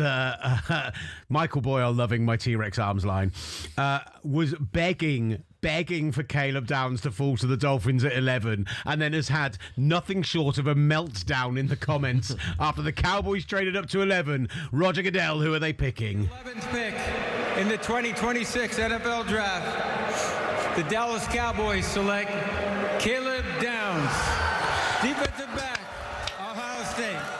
I hate how great of a pick this is for the Dallas Cowboys, because he has fallen to them. They had to move up and use a couple of those fifth-round picks that they've got, late fifth-round picks, but I'm sure they will not mind, because they got a guy who should have been number one on their board based on their needs, who is absolutely perfect for what they do and fit in their defense. And with a new defense coordinator coming in, he has now got this brilliant new piece to work with, Dom. I mean, there's an argument that he was the best player in this class. It's just about that position that he plays being a safety. But this guy's game awareness, game IQ is second to none. The only other player that I could compare it to is Travis Hunter, and that was someone that just sees the game in slow motion. It's like Caleb Downs is playing with a bunch of JV players. He's just so ahead. He is the quarterback of the defense. He is able to kind of play Jedi mind games on quarterbacks, make them second guess what they're seeing. He can start from the deep safety position, come downhill, great against the run, great against the pass. He is just that leader on the defense. What a player, what a pick as well for the Cowboys. Yeah, I mean, we had them moving up in our mock draft on across the formation, all the way up into the top 5. And honestly, I think they would have taken any of the Ohio State guys at that point. Desperate for a linebacker. I mean, they haven't had a great off-ball linebacker since Sean Lee, who, when I looked into this, only retired 5 years ago. It feels like it was about 10 years ago. But that's definitely still a position of need for them. Maybe they come back into the first round. Maybe there's a Jacob Rodriguez or someone they like that there. But Will, I mean, in the NFC East, they are going to be absolutely livid that this guy's fallen to the Cowboys. Well, let's be honest. 2 teams have done them a favour here. The first being the Tennessee Titans taking Carnell Tate, and secondly, the Cincinnati Bengals trading for Dexter Lawrence. Because if the Cincinnati Bengals were on the clock at 10, I think they would be looking to take best player available, and that would have been Caleb Downs in that situation. It's a home run pick. It's one that they couldn't afford to mess up in that situation. Perfect timing. You give 2 fifth-rounders to the Miami Dolphins, who just need players at this point in a total rebuild. I think now what's fascinating is what do Miami do? Because Miami are now in a situation where they just need a real impact player straight off the bat. Let's see the big board, Dom Corbett's big board on YouTube, because I know where Miami should go. I think there's a man who should stay home. I think that getting a pass rusher who is number 3 on Dom Corbett's board in Reuben Bain Jr. should be a pick that they absolutely sprint in. The guy fell out of the top 10. I don't think that's a huge surprise. Character questions raised over recent months, as well as the fact that he has got those measurables which are historically low in terms of his arm length for a player of his position. But if I'm looking at this right now, Vega Ione, great player. I wouldn't be sad to see him there, but yeah, let's go to hear Caleb Downs first, and then we'll get the thoughts of Dom Corbett. Plans to use you. First of all, I just want to say thank God. Without that, none of us would be here. Just thanks for my Savior, Jesus Christ. But it was a great conversation. I honestly couldn't hear it much. I was too excited to listen. So I'm just excited to do what I can do and be committed to the team. We'll ask Jerry later what he said. Now, your brother Josh is a wide receiver for the Colts. Your dad Gary, a running back in the NFL. How special is it for your family that you now get to carry on this legacy? It's an awesome feeling. Honestly, God's blessed us with a lot of favor to be in this situation, and I'm so thankful to be here. And our family, I can't even say enough words about them. There's a lot of love there. Congratulations. Thank you. Appreciate you. I was just going to cut in, Will, and I was just going to say, I think it's really interesting now how he will fit into that new defensive scheme, because Christian Parker calling the plays now. He's never been a defensive play caller, so coming over from the Philadelphia Eagles, they needed real upturn on that defensive unit after what was a really dismal campaign last year under Matt Eberflus on the defensive side of the ball. Add in somebody as versatile as Caleb Downs into that defense. Home run hit. Yeah, we're going to be hopefully go out in Melbourne to do the game this year between the Rams and the 49ers. And joining us in the booth, assuming it all comes together, I'm going to touch wood and everything else. Still, the flights aren't booked yet.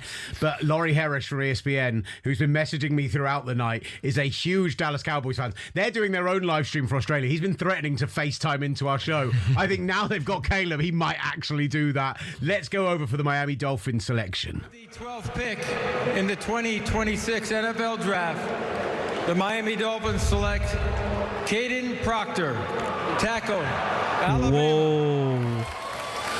Listen, offensive line is undoubtedly a need for them. The Dolphins need players at every position seemingly on there. Caden Proctor is a huge human being, just short of 6'7", 352 yards. I said this on our mock draft episode across the formation, Dom Corbett. Name me the last great Alabama tackle. Because I think they have an all-pro level player, maybe even a Hall of Fame player, at every position in the NFL, except for maybe tackle. Guys have been taken high. They have not been successful. As much as Miami could have taken anyone here, Proctor feels high at 12. It does feel high, especially when you think about what else they need. Now, I have to remind myself here, they have a second first-round pick. So they could go wide receiver, then they could go cornerback then. I personally think that those wide receiver and cornerback needs were the two biggest need of any team at any position. Currently, Storm Duck is starting for them at cornerback. And at wide receiver, it's a bunch of That is NPCs. a real human being, by the way. Yeah, if anyone it is. It's a nightmare if you are Malik Willis, who they have just signed to big money this free agency cycle. Proctor is a good tackle. The interesting thing with Alabama is they want their tackles to play really heavy. They want them to be massive behemoths. I mean, Caden Proctor is a mammoth. It's like they've just excavated a woolly mammoth because he is that big. Plays like it too, but as a result, movement skills a bit questionable. He's kept off the weight. Can he keep that weight off as he's playing? I think that if this works out, it's a good investment. Someone that can really be that mauler. It's a change of offensive systems, obviously, with McDaniel leaving. So I don't dislike it massively, but I would have gone with Mekhi Lemon. I might have gone with not Jordan Tyson. Would you have not gone Reuben Bain? No, I don't think so, just because I would want to build around Malik Willis and see if he is the guy, because the Miami Dolphins could be in the market for a 2027 quarterback. There's a really interesting situation going on in the Rams draft room. A lot of quite muted fist bumps and everything as we're going to head to a break. Coming up next, the Rams, Ravens, Buccaneers and Jets. The Rams pick is in, and Adam on our live stream has just said, why does it feel like the Rams are about to select Ty Simpson? If that's the pick after the break, I think we're in for fireworks.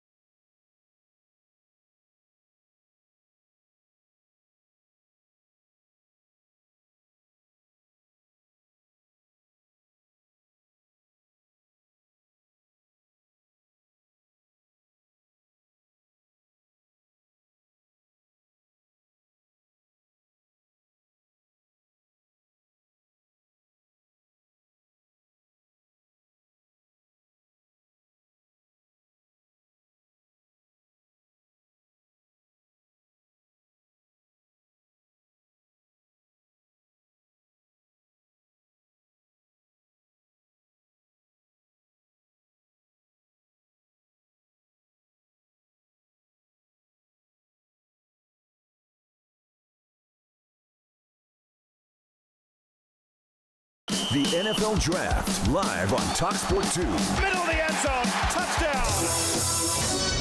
Back with NFL Live on talkSPORT 2.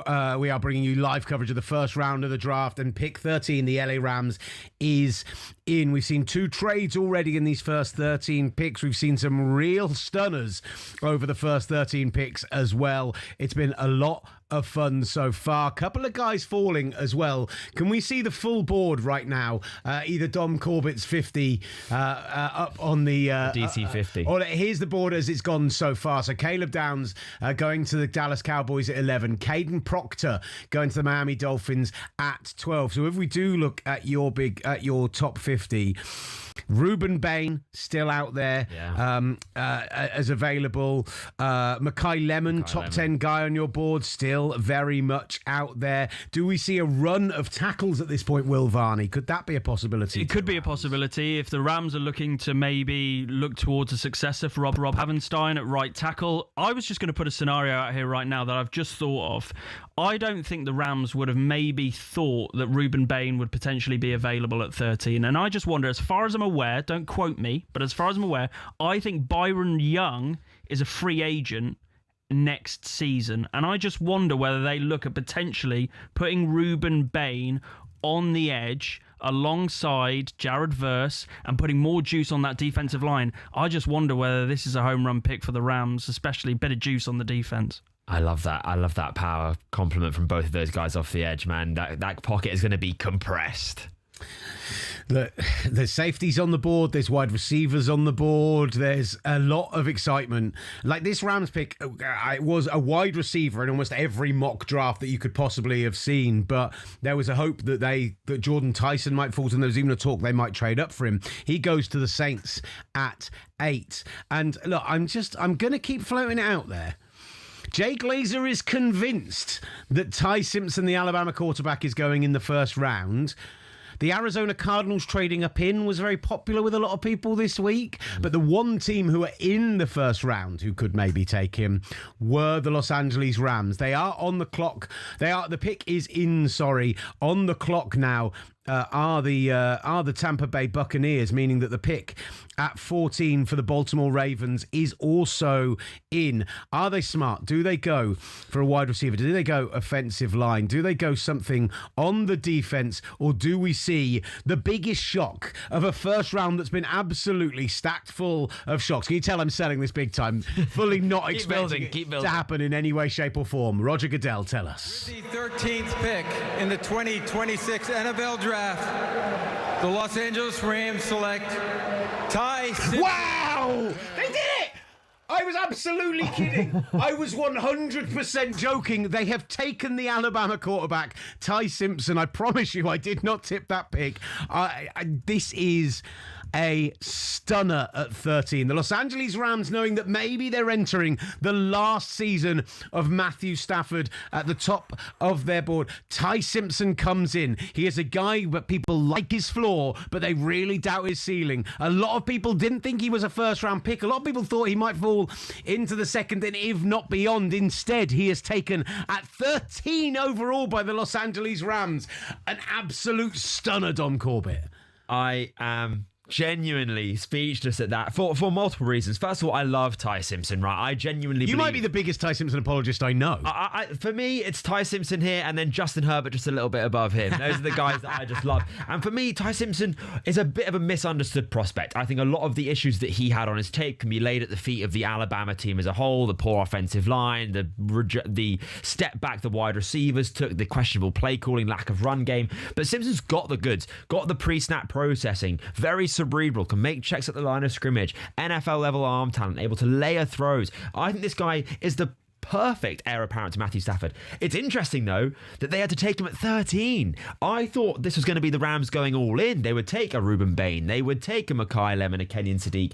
So it's an interesting scenario they find themselves in when they've, made the trade for Trent McDuffie. They've traded a lot to get him, to then use their premium pick on a backup quarterback for this year. Very interesting. This is a pick that they got from the Falcons last year as part of that James Pierce trade, right? They are not a team who should be picking at 13. I talked about earlier, the NFC West has arguably the 3 best teams in the NFC in it, and maybe 3 of the top 4 or 5 teams in the entire NFL, if you want to go that far. And I will tell you, as a fan of one of those other teams in the NFC West, with the Rams picking at 13, for them not to take a difference maker for the 2026 season, I'm absolutely delighted as somebody who is a fan of one of their rivals. Maybe he ends up being brilliant. Maybe he ends up going on to prove himself and be someone that, keeps them relevant for another 5 or 10 years to come, which was the concern with Matthew Stafford. But I'm with you. Was there nobody to trade up here? Who else is taking Ty Simpson in the next 10 to 15 picks? Who else is quarterback needy? Maybe the Steelers? Maybe that's what scared them. Yeah. The Steelers, I really, really think that this feels like a reach. And for a guy whose ceiling has been talked about as being Daniel Jones with fewer physical traits or Brock Purdy as being his absolute ceiling, I don't know, 13 feels too rich for me. Well, look, you can play it from one perspective of he gets to sit behind Matthew Stafford for at least 1 year. If Matthew Stafford, this is going to be his finale, he gets to sit behind and learn from one of the best. But ultimately, this is shocking in a position that they were taking him this early. Let's hear Laura Rutledge speaking with Ty Simpson, who is there in attendance. A first-round NFL quarterback. How did he help you get here? First off, I want to give all the glory to my Lord and Savior, Jesus Christ. The fact that I'm here on the NFL stage of the draft, I wouldn't be here if it wasn't for him. But my dad, he helped me along the way in everything possible, from sitting in meetings to quarterback drills. Shout out UT Martin and everything they've done for me as well. Now you're going to play in an offense with the Rams. It's similar to the offense that you ran at Alabama. What are you most excited about in learning from Sean McVay and quarterback Matthew Stafford? Yeah, two of the greatest minds in offense, especially with Coach McVay in the quarterback offensive standpoint, and then Matthew is one of the greatest of all time. So I'm looking forward to it. Congratulations, Ty. Thank you. Look, there is undoubtedly the fact that he has landed in the best possible situation for that young man to land in is the Los Angeles Rams. I completely accept that. Hold my hands up. I know that is the case. But I'm not feeling it in the same way that Dom is. I think he is. I think you've taken a guy at 13 who we talked about what is Fernando Mendoza's ceiling and floor. For me, his ceiling is a top 20 guy, a top 16 guy. I don't think he's never going to be Matt Stafford, that's for sure to me. We ultimately won't know until next season, until 2027, whether this was worth it or not. But I am in complete agreement with you, Will, that right now it feels like mixed messaging. You do this blockbuster trade for Trent McDuffie, all of the talk about Puka Nacua and what his availability is going to be for the start of the season, all the personal things he's going through. Devontae Adams, it feels like this is going to potentially be his last year in the NFL before he might hang them up. So at what point are we saying, well, hold on, this could be your chance? Why is Roger rushing out onto the podium to give us the Ravens pick? We've got lots more Ty Simpson to talk about, buddy. What are you doing here? Roger Goodell with the Ravens selection at 14. He's getting booed. The Ravens are getting booed. In the 2026 NFL Draft, the Baltimore Ravens select Olai Bavenga, Ioane, guard, Penn State. Vega Ioane, the guard out of Penn State. They are a team who were decimated on the interior. I say Daniel Falele, who moved on this year. I'm not sure many Ravens fans were too disappointed to see him go, but they lose Tyler Linderbaum as well. They are a team who, yes, we've had Jesse Minter come in. Yes, he is going to want to put his stamp on that defense. But from an offensive perspective, go out there, protect Lamar Jackson, protect your running game. I think this is a great pick. It's a great pick, and one that we could, in a draft which has been full of loads of surprises and things I would never have seen coming if I could do 100 mock drafts a day. Venga Ioane to the Ravens was basically in Sharpie, because we saw this season Lamar Jackson isn't getting any younger. You got to protect him. When you had Daniel Falele there all season as someone the Ravens wanted on the no-fly list, they wanted this guy out of the building. Thankfully, he's gone from the Ravens' perspective. But Ioane is so strong, gets in the chest of defensive linemen, mauls them in the run game, moves them in the pass game. He gets better better as the rep goes on. In one rep against Oregon, he drove a defender 15 yards down the field. That's what you want in Baltimore. That's what you want protecting Lamar Jackson. He is still the future of your team, and he is still a fantastic rushing threat, but we saw him lose a little bit of a step last year. He isn't going to get any younger. Save his legs, use them when you need it, don't have him playing hero ball, build the line around him. He will be better as a result. He's a nasty player in the best way possible. He's across the white line, and I'm going to maul you, and I'm going to pancake you, and I'm going to just absolutely ruin you. And you just want those Islanders. You want those Islander boys in the trenches. I'm telling you, you want those. You want them. That's just what they're made to do. You know who's going to love Vega Ioane? Derrick Henry. Oh, yes. That's a big boy running behind big boy. That is exactly what we're going to see. Look, let's take a break before we get back for the Buccaneers pick at 15. Lots of pass rushers left on the board for them. Who would have thought that Ruben Bain would have fallen to them? That could be the pick here, certainly. Hakeem Mesidor regularly has been mocked to them, so let's see what the Bucs do up next here on talkSPORT 2 and the talkSPORT USA YouTube channel.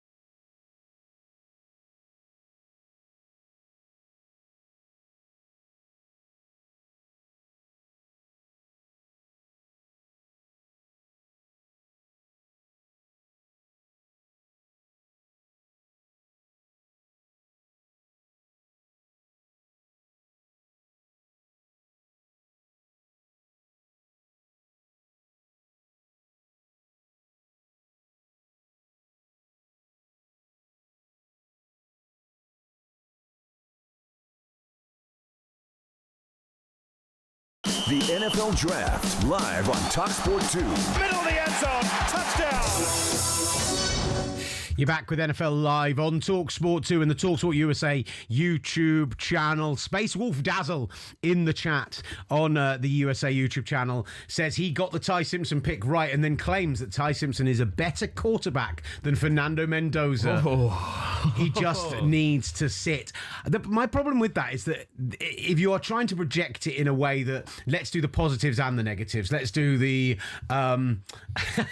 who's gone high, who had like high upside. I really don't want to mention the 49ers pick at 3, but like you could, there are guys who come out in the first round who have that high upside and you go, yeah, okay, if they're given the right situation, great, but they're not going to be great right now. That's not what Ty Simpson is to me. Ty Simpson is a backup floor with a mid-tier starter ceiling, not a top-tier starter ceiling. Fernando Mendoza could be a top 10, top 12 quarterback to me.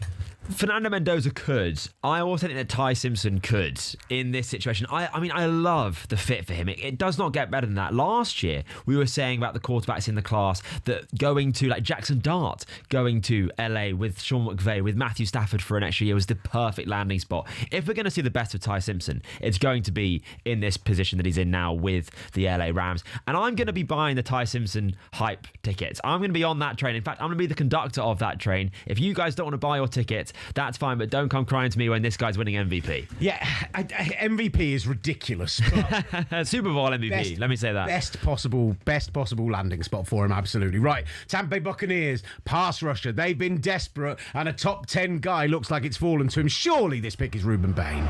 With the 15th pick in the 2026 NFL Draft, the Tampa Bay Buccaneers select Ruben Bain. Yeah, there we go. Great pick. Not chalky, because I don't think a lot of people expected Ruben Bain to fall to 15. How much do we think Ruben Bain falling to 15? First of all, before we talk about the off-the-field stuff, tell us what you make of this guy, because you had him very high on your board. I loved Ruben Bain. I think he is such a great prospect on the field. 80 pressures, 11 sacks. This guy was the best pass rusher in college football this year, and everyone's going to quote the arm length, and maybe that plays a role into why he fell. He does have sub 31-inch arms. That is first percentile. It is going to be a historic outlier. It's not just, he's a bit shorter, he's a bit lighter, he's got a bit shorter arms. This guy has small arms, and I think that Will Campbell did irreparable damage to any short-arm trench player with what happened to him in the Super Bowl. But Ruben Bain Jr. has been the most dominant edge defender in college football this year with those arms. He's not suddenly woken up one day and found that his arms have shrunk by 3 inches. He has done the production. He's played at a super high level with those arms. And in fact, it makes him a better pass rusher in some ways. He uses it to his advantage, uses that leverage, uses his power, uses his speed, violent and quick hands. He is also an elite run defender. It's so underappreciated about edge defenders. They also have to play the run. Miami left Ruben Bain Jr. on an island last year. They said, you dare run at Ruben Bain Jr. and see what happens. This guy's a true 3-down player. He is positionally versatile. You can kick him inside, leave him outside. I see him like a sawn-off Jared Verse. He is the best pass rusher in this draft, in my opinion. Getting him at 15, A-plus pick, I'd say. A-plus pick at 15, maybe. I mean, a lot of talk about what you said about putting him out on an island. They did have a key Mesidor on the other side, who we also think could be a first-round pick here. He has slid, and he slid partially because of the arms and partially... Like, he is a power guy. He is a guy who can move inside. He is a guy who's going to force tackles back. That's the point of him. But he is going to have to, at the NFL level, win early. And I don't think he's got the first step, is my concern. Because if he's not getting inside, guys, if he's not getting in that power, if he's held at length, I do think there is a legitimate concern about that. And then you talked about it in the break. Ollie Connolly's reporting that every insider then jumped on and said every team knows about. Why haven't you reported on it then? That he was involved in 2 car accidents over the course of 2 years, one in 2024, which sadly led to loss of life on St. Patrick's Day. A woman went into a coma and then died 3 months later. He was charged on both occasions with careless driving, not taken beyond that point. Both times the charges ended up being dropped, but never given a field sobriety test either. And when you have that second incident, that's always going to bring into the question about the character concerns. That's always going to bring into the question about whether or not the young man can be trusted to not see that pattern of behaviour continue. Let's just hear what Ruben Bain has to say. It's what I can do. That's how I think about myself. I know I'm the best in the country, and I'm sure. Every step of the way, you've proven doubters wrong. What gives you the confidence that you can continue to do that at the NFL level? Like my mentality, I'm telling you, I can do anything I put my mind to because of my mindset. And I know when I get at this next level, it's on and popping. We believe you. Thanks. Thank you. There we go. Ruben Bain speaking on NFL Network. The Jets are on the board. Yay.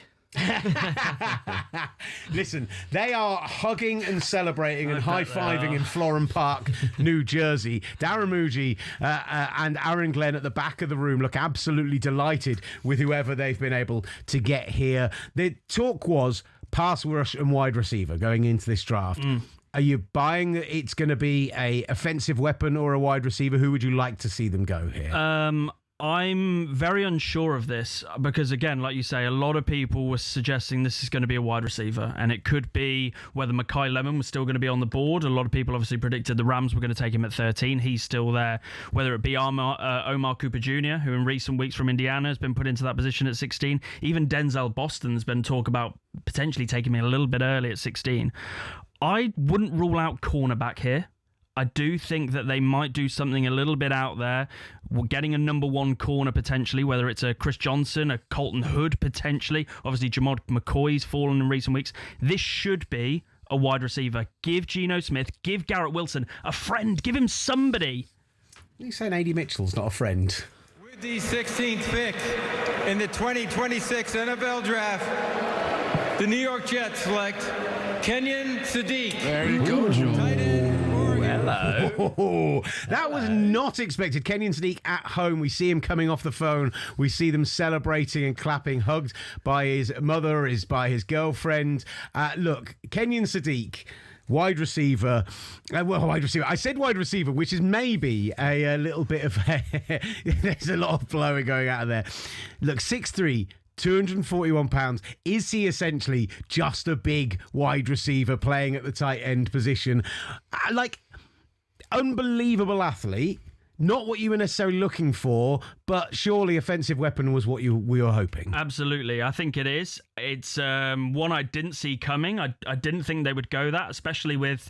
They took Mason Taylor in the second round last year, so they really had invested at the tight end position. But like you just said there, this is somebody who has been described as a bit of a freak athlete, who is more... He is essentially a big slot receiver who can also... He can hold his own. He can block. I think it's interesting. Look, Frank Reich, who's going to be leading this offense this year, it gives them somebody. And yeah, look, this is going to be really interesting how Frank Reich shapes out this offense now. I didn't see tight end coming. I maybe thought Kenyon Sadiq would potentially be off the board a little bit earlier. Maybe the Ravens could have taken him at 14. Could the Tampa Bay taken him before? But look, I'm not going to kick up a fuss about that one. I'm not as angry as I was previously. Hey, look, Dante Moore didn't want to go to the Jets, apparently. That's why he didn't declare for the draft. Yeah. Now his buddy's there. Maybe he'll come next year. Look, you mentioned how he's a big slot, right? 58.5% of his snaps came out of the slot. In line, nearly 28%. When I went and watched Kenyon Sadiq, what I was expecting, having seen him at the Combine, was exactly this idea of like the modern tight end where they are just Travis Kelce, they are just Brock Bowers, they are just... We're not looking at inline blockers who also catch passes anymore. I thought his blocking was better than I was expecting on film, particularly at the second level. I think there's more there in his abilities as a tight end than has been maybe talked about. I think that Kenyon Sadiq is the perfect example of a player that could be so much better in the NFL than he was in college. I think he was criminally underutilized in that Oregon offense. Well, he really only became a starter in year 3, right? Terrence Ferguson had that position. Yeah, absolutely. And even then, this year when he was the tight end, only had 560 yards from 51 receptions. I mean, this guy is obviously a fantastic athlete. We know it from the combine numbers, but I didn't quite see it on tape, really because he wasn't used to that degree. This guy's a vertical field stretching tight end. You get him running up the seam. You can have 2 tight end sets with Terrence Ferguson. You can have Garrett Wilson as your one receiver in, say, 12 personnel, 13 personnel. Is Jeremy Ruckert still on the roster as well? Jeremy is still there. So you've got those 13... Jezza. That is an unbelievable ball knowledge pull from me, by the way, off the dome. But when you have those guys, you can run those 13 personnel sets, and Kenyon Sadiq is going to be lethal in that grouping. And what I was going to say is, even though they haven't taken a wide receiver here, I did think that if they maybe took cornerback at this position or they utilize it somewhere else, look, they have pick 33 and they have the first pick on day 2 tomorrow in the second round. Yeah, if, like I mentioned, their big contested catch guy, if it's going to be like a Denzel Boston potentially, if Casey Concepcion maybe slips, could they potentially take it right there at 33? Let's see Dom's big board, because bring it up. Wide receiver wise, we'll see this if you're watching on YouTube at talkSPORT USA. You'll be able to see it on there. Makai Lemon still there, Casey Concepcion still there, Omar Cooper Jr. still there. All top 15 guys. Plus, you've got to think about Denzel Boston, who many people expected to be a first-round pick. Big outside guy, very much in that kind of... I saw some people mocking him to the 49ers this week, and I was like, I mean, you've just got Mike Evans. I'm not sure you need Denzel Boston. Oh, my God. Can I suggest a possible trade here? I'm just wondering, with the amount of picks, I think it's 12 picks that the Steelers have. do the Steelers potentially look to maybe jump Carolina here? Because Carolina, you could easily see them giving Bryce Young another weapon, such a big year for him potentially. I just wonder if Steelers look to maybe match him with Michael Pittman, with DK Metcalf, whether that, then potentially jumping up from 21 now, because I don't think anyone expected Mekhi Lemon to get past 16. Yeah, that's a great shout. And also with the players they've got there in DK Metcalf and Michael Pittman, they don't have that shiftiness, they don't have that dynamism, so I'd love that. Amazing tweet from Adam Schefter here, who I've gone off the insiders in a massive way recently, and nothing to do with extramarital action. But the way that they report stuff now is so obviously like copy and pasted from agent text. Oh, I hate it. Can't handle it anymore. But he has just tweeted, Idaho now known for producing potatoes and first-round tight ends. Kenyon Sadiq and Colston Loveland, both from Idaho. I mean, obviously. The Detroit Lions are picking at 17. Their pick is in, and there's lots of O-line still on the board. Can we actually get the full board up on YouTube of the picks made so far? And let's run through the first half of this first round, because it has been stunning so far. As we saw, taking at number 1 overall, unsurprisingly, at that position, the Las Vegas Raiders went ahead and took their quarterback, Fernando Mendoza. Then David Bailey, a stunner out of TTU, edge to the Jets. The Cardinals taking Jeremiah Love early. Great player, but a need for them. Carnell Tate goes at 4 to the Tennessee Titans. Arvell Reese to the Giants to add to that amazing edge rushing room that they've got there. KC moved up from 9 to 6 to take Mansour Delane in the 6th position out of LSU. Washington sat pat and got the best linebacker in the draft in Sonny Styles. Jordan Tyson, despite his injury issues, went to the Saints at 8. Spencer Fano to the Browns as they moved down to 9. And Francis Mauigoa to the Giants at 10. We'll get through the rest, but in the meantime, heading out to the podium with the 17th overall pick and with a special guest as well for the Detroit Lions. The NFL is proud to be part of the global community of wish makers, taking action to support Make-A-Wish during World Wish Month. Tonight, you all have the opportunity to help grant an unforgettable wish. I'm joined here by Easton, a 14-year-old Lions fan whose wish is to announce the first-round draft pick for his favorite team.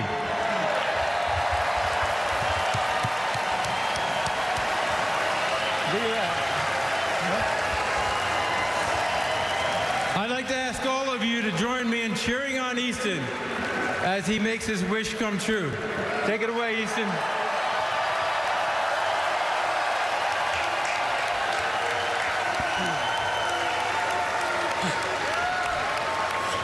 With the 17th pick in the 2026 NFL Draft, the Detroit Lions select Blake Miller, tackle, Clemson. No shock at all that they do go offensive line and they take Blake Miller out of Clemson, the offensive tackle, at 17. 4th-year senior, 4-year starter at Clemson, 54 games in the past 4 seasons, most consecutive starts by a non-specialist in school history, by the way. What is interesting about Blake Miller for what it means for the Lions overall is they have the best right tackle in football. There's a lot of talk about, are they going to kick Penei Sewell from right to left? This sounds like we're going to see the 6'6", 317-pound Blake Miller at the right and Penei Sewell moving to left tackle.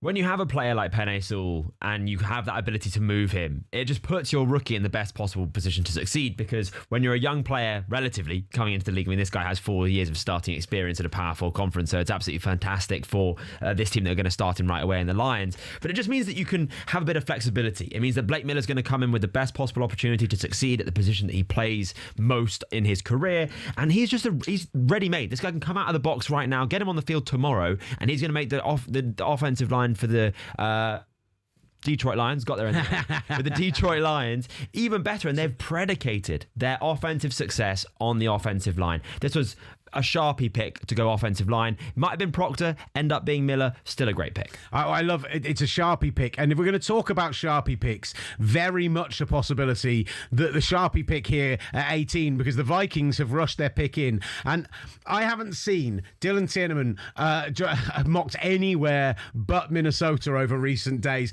Is he the replacement for Harrison Smith, the maybe Hall of Famer who could be retiring this year? Let's hear from Commissioner Roger Goodell. The 18th pick in the 2026 NFL Draft, the Minnesota Vikings select Caleb Banks, defensive end. Oh my God. Taking Caleb Banks, the defensive. I mean, they've called him a defensive end there, maybe in a 3-4 system, but much more of a tackle and an inside guy, Caleb Banks. Some injury history might give teams pause. Wasn't necessarily expected to be a first-round defensive tackle, and there are a lot of guys who are predicted above him. Caden McDonald, Peter Banks. This is a shocker of sorts at this point. The Minnesota are a team who often have picked away from where we would necessarily expect. I think this is a big shocker. I mean, Caleb Banks, I liked him as a top 10 player before we heard about his second foot injury. He's broken his foot twice, and when you look at his frame, that might become clear why. He is what they say looks good off the bus. 6'6", 334 pounds. That's 96th and 94th percentile respectively. He's ginormous, right? Absolutely massive. Imposing strength, hammers for hands, surprisingly nimble and twitchy. Not just bigger and stronger, but also got some technicality to his game. I love what he can do, but missed most of 2025 with a foot injury, which is a concern. He was going to be a huge prospect coming into this year, potentially like top 5 pick. Didn't ever become that because he wasn't on the field. And now, also after the combine, it was revealed he has another foot injury, and it's a concern that for a bigger player that's going to keep re-aggravating. Taking him at 18 is a real statement. And when you're 330 pounds, if you're dealing with foot injuries, then that is something that you have to question how they'll do at the next level. And look, they went out in the 2024 off-season and they went and got Jonathan Allen and they went and got the grave digger Javon Hargrave as well. Both moved on this off-season, meaning they were likely to be playing 5th-round rookie from last year, Tyrion Ingram-Dawkins on the inside there. They've got Levi Drake-Rodriguez as the nose tackle. I mean, Jalen Redmond is a sensational player and so important to what that Brian Flores defense can do. You imagine he's going to line up on the other end of that 3-man front, but I am surprised. I don't hate the fit. I'm just surprised at the pick here. It felt like one you could have maybe got in the second round, a guy of that level of talent. When there were guys on the back end of the defense how reliable they are on the defensive backs in that Flores defense. I'm slightly stunned there, and there's a couple of really good players on the board coming up as we head towards the picks of the Carolina Panthers. Panthers are at 20, right? I've gone early. They are at 19, so it is the Panthers. It's the Cowboys' second pick. It's the Steelers all coming up next here on talkSPORT 2 and the talkSPORT USA YouTube channel.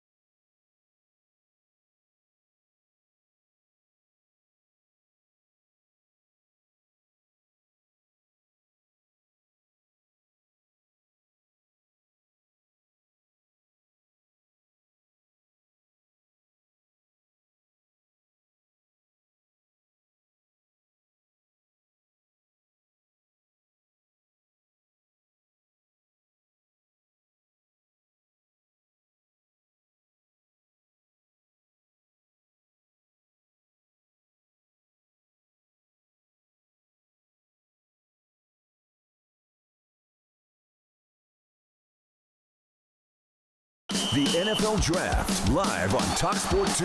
Middle of the end zone. Touchdown. We were just having a chat about our teams are all coming up in the coming picks and who we'd like to take. But right now, the Carolina Panthers are on their way. Well, Roger Goodell's on his way to the podium to tell us who the Panthers are picking at 19. With the 19th pick in the 2026 NFL Draft, the Carolina Panthers select Monroe Freeling, tackle, Georgia.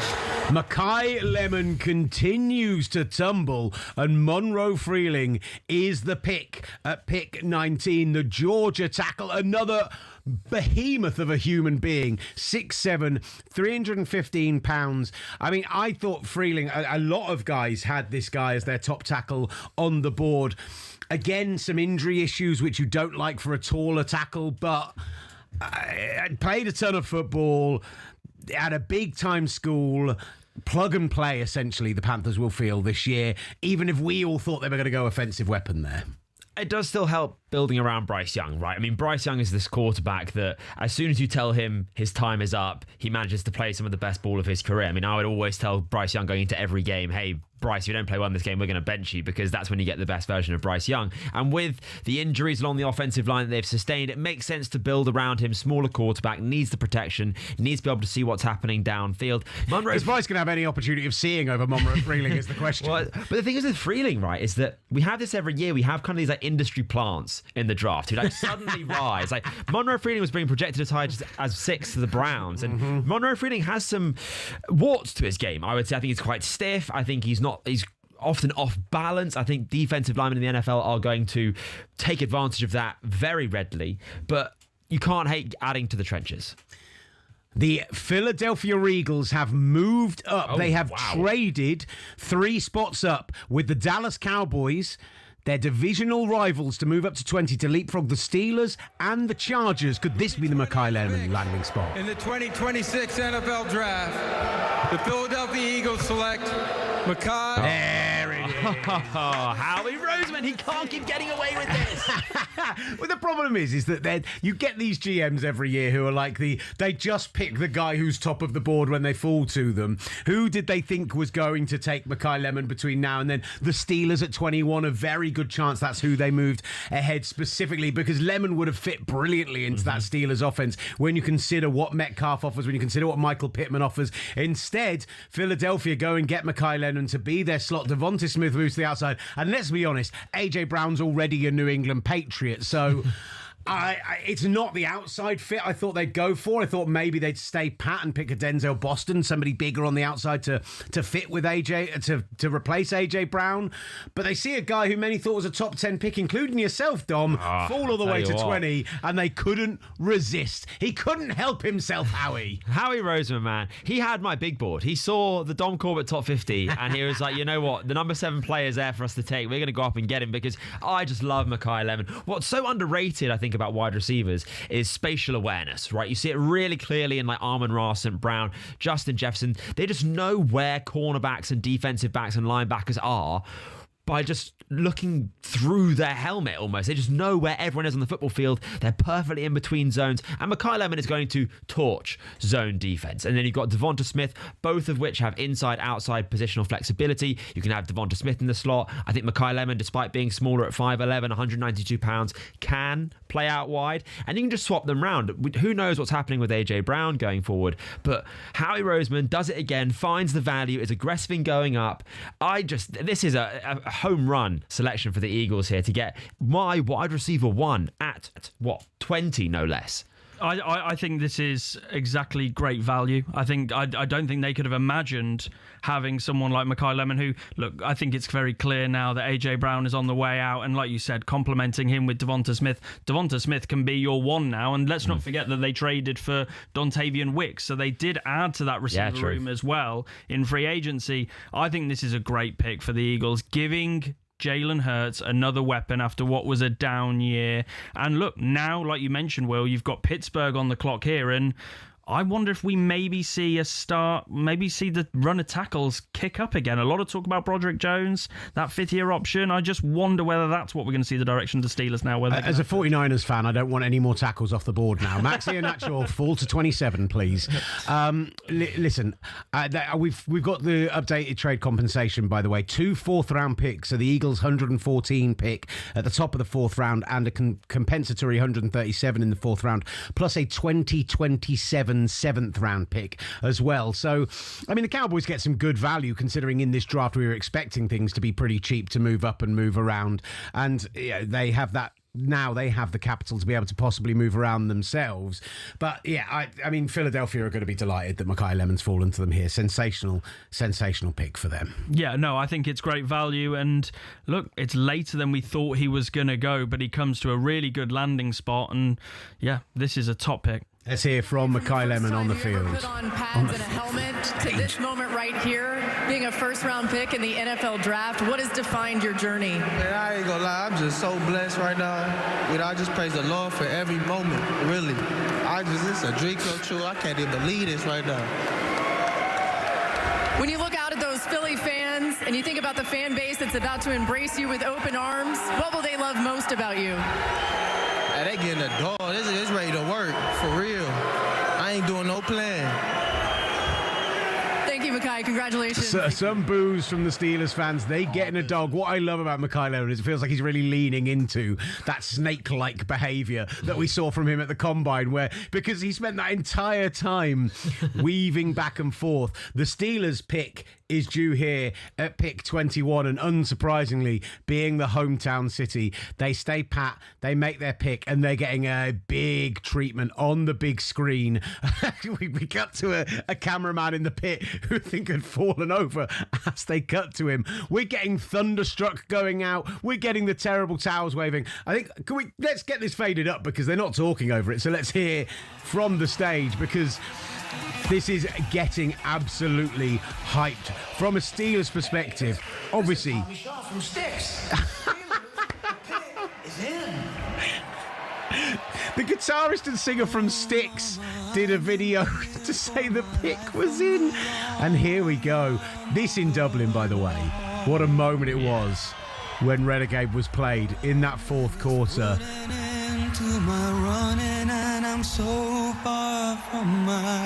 Why aren't Styx there playing this live? That would be much more WWE if Styx were on the side of the stage performing Renegade live. That's what we should be seeing. This is actually Will Varney singing.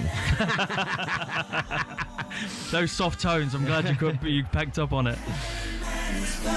Now, they don't have a quarterback right now. Aaron Rodgers is a free agent and 42 years old. Mason Rudolph and Will Howard. Oh, Will Howard, I won't take that Will Howard slander, I'm sorry. And look, the fact is that there was talk about maybe they were the Ty Simpson team if the Rams hadn't stunningly taken him at 13. All the beat writers were saying there's no chance that that's who they're taking. They definitely need wide receiver. They've just seen Makai Lemon go with the fact that DK Metcalf and Michael Pittman are there 1 and 2. Tight end, they love to play those 12 and 13 personnel. Linebacker, offensive line. Like, could they be a Jacob Rodriguez team or a CJ Allen team moving up at this point? There's a lot of potential for where they could go here, the Steelers. I like Casey Concepcion here as that juiced up slot guy with Pittman, with Metcalf. I like that, but I think they needed a quarterback even if they have Rodgers on the roster. That guy was not his best self, it's safe to say. So the Steelers really are in an interesting spot at 21 here. I was going to say Mike McCarthy's going to build out this offense, and I think they're going offensive line here. I feel like that feels like good shout. Potentially the pick. I wonder if Caleb Lomu on the pick. Yeah. Goodell is out onto the field. Jerome Bettis waving a terrible towel. A bunch of other special guests joining him up there, as well as the Pittsburgh crowd giving it some absolute beans next to Heinz Field. Let's head over to Commissioner Roger Goodell. Acrisure. The game of football. Stop. And celebrating athletes at every level. Joining me on stage are 6 Jerome Bettis Leadership Award recipients, featuring both high school tackle players and flag football athletes. Jerome? Thank you, Commissioner. The Jerome Bettis Leadership Award recognizes high school football players who demonstrate leadership, character, and service, both on and off the field. Congratulations to each of you. We wish all of you the best as you continue your football journeys. The last time I introduced the Steelers' first-round pick, I was fortunate to introduce T.J. Watt. And with the 21st pick in the 2026 NFL Draft, the Pittsburgh Steelers select Max Iheanacho, tackle, Arizona State. Oh, I love Max Iheanacho, and I'm angry because I just said one pick ago, let him keep falling. I'd love him at 27 to the 49ers. He is undoubtedly a developmental prospect, undoubtedly a guy who has a huge, huge ceiling to him. And Pittsburgh decides that despite the fact that they've got Broderick Jones, they've got Troy Fautanu, you mentioned it, Will Varney, he is going into that final year of the rookie deal, Broderick Jones. Is Iheanacho there to sit for a year and then start next year, or could he be challenging for this job right away? I think he can challenge for this job right away. He is raw. He is a bit developmental. He was a soccer player, I believe, from Nigeria, I think. We don't use the S word around here, please. Thank you very much. Sorry. Football player. Not a football player. And basketball player, as we see on the screen as well. But this guy's built in a lab, right? He is 6'5", 321 pounds, 34.5-inch arms, 83-inch wingspan. This guy could take flight if there was a strong gust of wind. A great athlete as well. Really fast on at the 40 and the 10-yard split. Calm in pass pro. Really strong and quick with his hands. He has a fantastic upside, a fantastic ceiling. And I think the Steelers have looked at Broderick Jones in particular and gone, we'll take a bit of a swing here at tackle, potentially someone to replace you, and we'll take that risk because we can't really have the tackle play we've had from you in recent years. I was just going to ask, obviously Max Iheanacho, as far as I'm aware, he played mostly right tackle. So how do you see that fitting out if Broderick Jones, do you see Troy Fautanu moving over to left tackle? Yeah. And Max Iheanacho starts straight away at right tackle? How do you feel like that would work out? Or does he have the fundamentals where he could potentially play left tackle? I think it depends on who their offensive line coach is. If you trust them and you think that Max Iheanacho is someone that is a bit of a ball of clay and can still mould, and he doesn't have the muscle memory quite set yet, that's going to be difficult for him to move. I would probably move the younger player before. We know what we got in Troy Fautanu, that he's a good tackle. I'd keep him at his spot. I'd put Max Iheanacho at the other spot. And they say offensive linemen that it's like, I'll use the more family-friendly analogy, that it's like eating with your with the wrong fork and knife in the wrong hand, okay? And so it makes it quite hard to swap. It's not immediate, but with Max Iheanacho and that athletic ability, I like his ability to swap, even if it does take a few weeks, maybe even a season. I think in the long term, that's what's going to be the best option. It's the first time a tackle wasn't taken in the top 8 picks since the, I think they said the 2014 draft. And now we've seen 6 come off the board in the following. I mean, obviously one guy we're expecting to kick inside in Francis Mauigoa, but tackles very much have been absolutely flying, and it's the most we've had in the first round since 2019. So there you go. We are seeing the offensive line, and a team who undoubtedly could do with offensive line assistance is the Los Angeles Chargers. If they're healthy, they've got great bookend tackles, right? But on the interior, they are not a team you necessarily trust. Is there someone you feel is worth taking on the interior? Obviously, Vega only off the board. Is there anyone else you could see them taking at that position? I really like Emmanuel Pregnon, the offensive guard from Oregon. I think he is the next man up for me in terms of the pure interior guys. And as someone that is a big fan of Justin Herbert, as I've already said probably too many times already on this draft coverage alone, I would just build around that and protect him at all costs, because we saw him against the Texans look genuinely awful with poor offensive line. I just wonder if this could be edge rusher, Will. I'm just wondering with Khalil Mack, Tuli Tuipulotu, Noah Duffy-Owe, now that he moved on free agency, Mesidor on the table. 22nd pick in the 2026 NFL Draft, the Los Angeles Chargers select Akeem Mesidor. He's nailed it. He's absolutely nailed it. He's got the script. Yeah, don't worry about me. It just felt like the fit. And look, this is it. The Chargers, their key needs coming into this draft were edge rusher and interior offensive line. They clearly feel like they can get interior offensive line to help them in the following rounds in day 2 and day 3.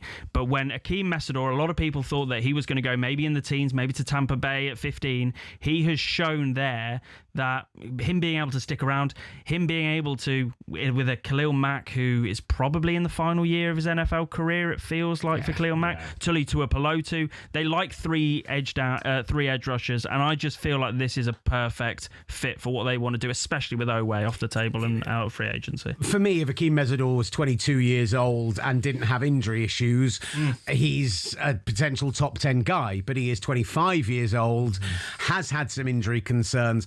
He is a guy who can play inside and out. He's a guy who can now run it for 3 downs. Like, he sets the edge well. Like, there's a lot to love. I watched him and I was like, oh, I like a lot that I'm seeing here. And then I went and looked at the measurables and went, oh, he's quite old and he's missed a lot of time, hasn't he? Like,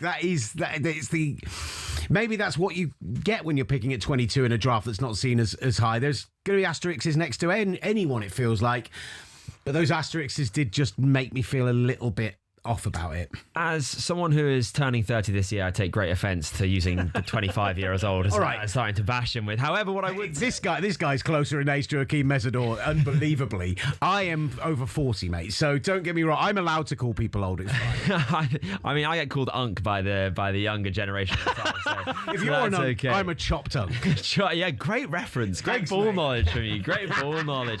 But with Akeem Mesidor, I think the age is only a problem when they win with what they get better at as they get older. So if Akeem Mesidor was winning with power and was just bullying 18, 19-year-old kids that have just started playing college football, then that would be a problem. However, he's a technically refined pass rusher. Him and Ruben Bain both are really refined players. And I think that with Mesidor, he wins with that finesse as a pass rusher. So the age doesn't really concern me that much overall. I think he's a high floor kind of guy that will get you those pressures. But you're right, the athletic and the physical traits are definitely quite lacking at a position where having those two things are often a prerequisite to success. We've got the big teams that were in the playoffs, deep in the playoffs last year to come up. The Bears, the Bills, the 49ers, Texans, Chiefs, Dolphins. Of course, that's the pick that they got from the Los Angeles Rams, Patriots and Seahawks. The Dallas Cowboys at pick 23 are up next after this break here on talkSPORT 2.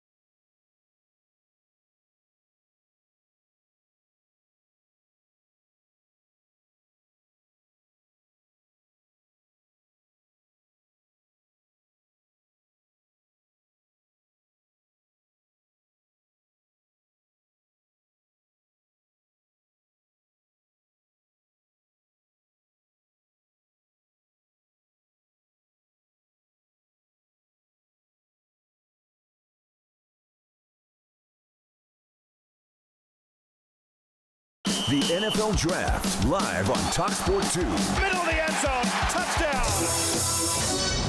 And we go straight to the commissioner in Pittsburgh for the Cowboys selection, traded down from 20 to 23. 23rd pick in the 2026 NFL Draft, the Dallas Cowboys select Malachi Lawrence, defensive end, University. I won't tell you why there were two men celebrating there, but the UCF edge Malachi Lawrence goes here. And I'll tell you in the break, we were talking about who could be picked coming up. Edge for the Dallas Cowboys, very much an area of need, considering Rashawn Gary came in via the trade. They got Sam Williams back on a one-year deal. But the fact is that they moved on from Micah Parsons last year, that they moved on from their big interior guy who they traded Odigizua to the 49ers. They needed pass rush juice, and they get potentially some top-tier pass rush juice in Malachi Lawrence. It's very much a pick your poison at this stage with the edge guys. There's 5 or 6 guys who could go in the next 10 picks in theory. All of them are like, what do you want for your scheme? And so I'm interested, what does this tell us about Christian Parker's scheme that Malachi Lawrence is the pick? I think they want the bigger frame, more powerful player than the designated pass rusher of, say, a Cassius Howell, for example. Malachi Lawrence is 6'4", 81-inch wingspan, got that frame, got that length. His hands are genuinely a blur when he is pass rushing. He moves so quickly that even when I'm pausing the tape, I can't see what he's doing because his hands are just not in focus. Rip moves, cross-chop moves, swipe, great hands, and he has the ability to use that power, to use that frame. I do think that sometimes he moves a bit too fast. He just kind of like his hands almost like the Roadrunner legs. They're just kind of moving for the sake of moving. He needs to use that power a bit more effectively, needs to play a bit bigger. But overall, I think despite the few imperfections there are to his game, there's a good edge defender in there. The Cleveland Browns now on the clock at 24, their second pick in this first round. And look, they are a team who, again, we've said this a lot tonight, I feel like, particularly with a lot of these two-pick teams who have a huge variance and a huge amount of need. They took Spencer Fano, the tackle, at 9. A lot of wide receivers still available on the board for them. Could definitely be the direction they go in. I know we just took a break before the Cowboys, but let's take another quick one because we're going to have a run of big picks coming up, I think, here. This is going to be spicy.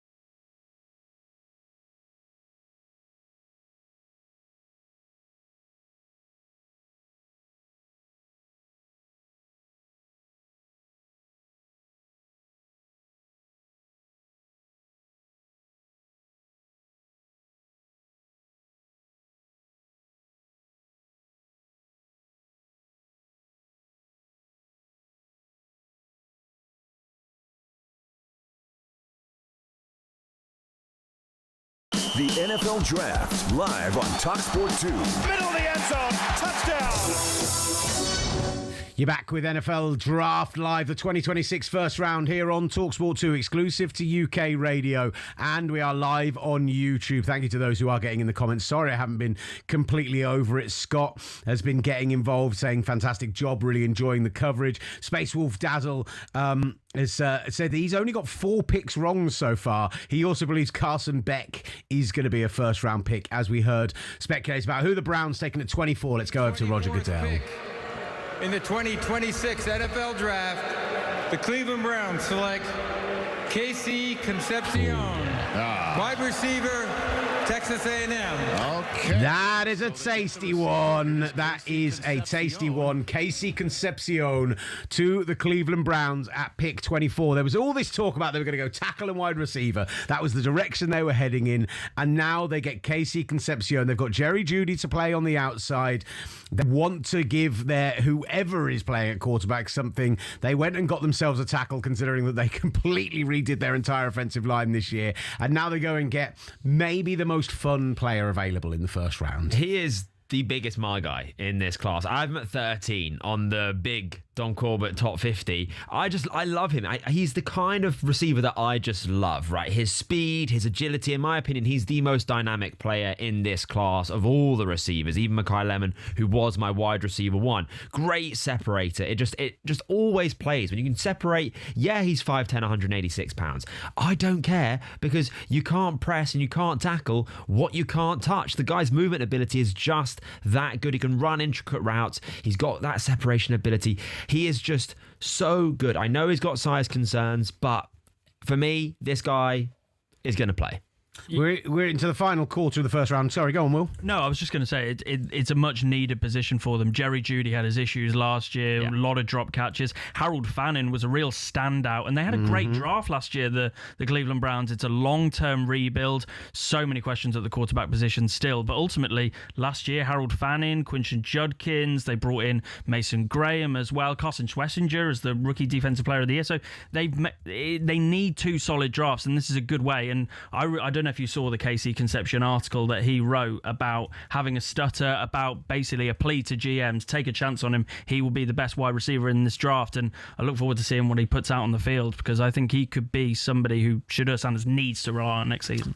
Right, we're into the final 8 picks. These are, other than the Dolphins, who have the number 30 pick from the Los Angeles Rams as part of the trade. We are looking at big hitters here, from the Bears through to the Seahawks, teams that made a real splash last season. How are they going to add to their teams going into this year? Can we see the Dom Corbett top 50 to see who is left available with the Bears, the Bills, the 49ers, our next 3 picks? From a Bears perspective, as we look at who is still available, where are we leaning with what direction the Bears could go in here? Defense, definitely. Specifically, Dylan Thieneman at safety there, I really like, and Kalen McDonald on the defensive line. I think those 2 positions, either edge as well, but Zion Young, I think, is not going to sneak his way into this first round if Malachi Lawrence already did. So I'd say Thieneman and McDonald for me would be the 2 that I would pound the table very hard for if I was in the Bears draft room. It's an interesting situation at edge for them, right? Montez Sweat, Deo Erdebingo, like big cap hits, but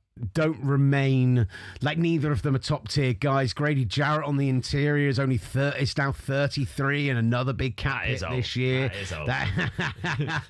For his position, it certainly is. Not giving you a huge amount of juice. They traded away DJ Moore, so wide receiver could be a consideration as well. They did take Luther Burden high last year, and they do love him. But, with Rome Odunze, with Luther Burden, do they try and add another position there? And you mentioned safety. Kobe Bryant did come in on that 1-year deal, on that 3-year deal from the Seattle Seahawks, but Kevin Byard went to the Patriots. Jaquan Brisker's still unsigned with his health concerns. The top 2, safeties 2 and 3, and Emmanuel McNeil-Warren and Dylan Thieneman are still on the board. And actually, I think Buffalo are probably sitting here going, wait, there are 2 great safeties available, and we pick in 1 pick's time. You take who you want, we'll take the other one. It'll be interesting to see now where the other teams go, and if there's going to be a move up from a team maybe at the top of the second round into this first round to try and maybe nab one of the players that's on the board, there's a lot of similar needs, I would say. I mean, with the 49ers and the Texans both looking for maybe offensive line. We've still got German McCoy on the board as well as a cornerback that had a massive range going into today. I think it's looking more and more likely he does fall into day 2, which is going to make that very interesting as well. But we are now into this part in the draft now where if there's a player that's still left on your board, you're going to really hope that they fall to you. And if they don't, then it's going to be interesting to see what teams pivot to. Do they try and trade down if there's a suitor, or do they just hold their nose and take the next player on their board, even if it's a little bit early? I think I was just going to say, I think it's a really interesting debate. Obviously, a lot of people talk about drafting for need, but you mentioned there, Will, the fact that DJ Moore went in that trade to Buffalo, and right now when you look at their wide receiver room, it is Rome Odunze, Luther Burden that they've invested in recent drafts. Khalid Raymond they brought in as a free agent, but also apart from that, Ja'Day Walker, have they seen enough promise in him to be a real starting receiver for them?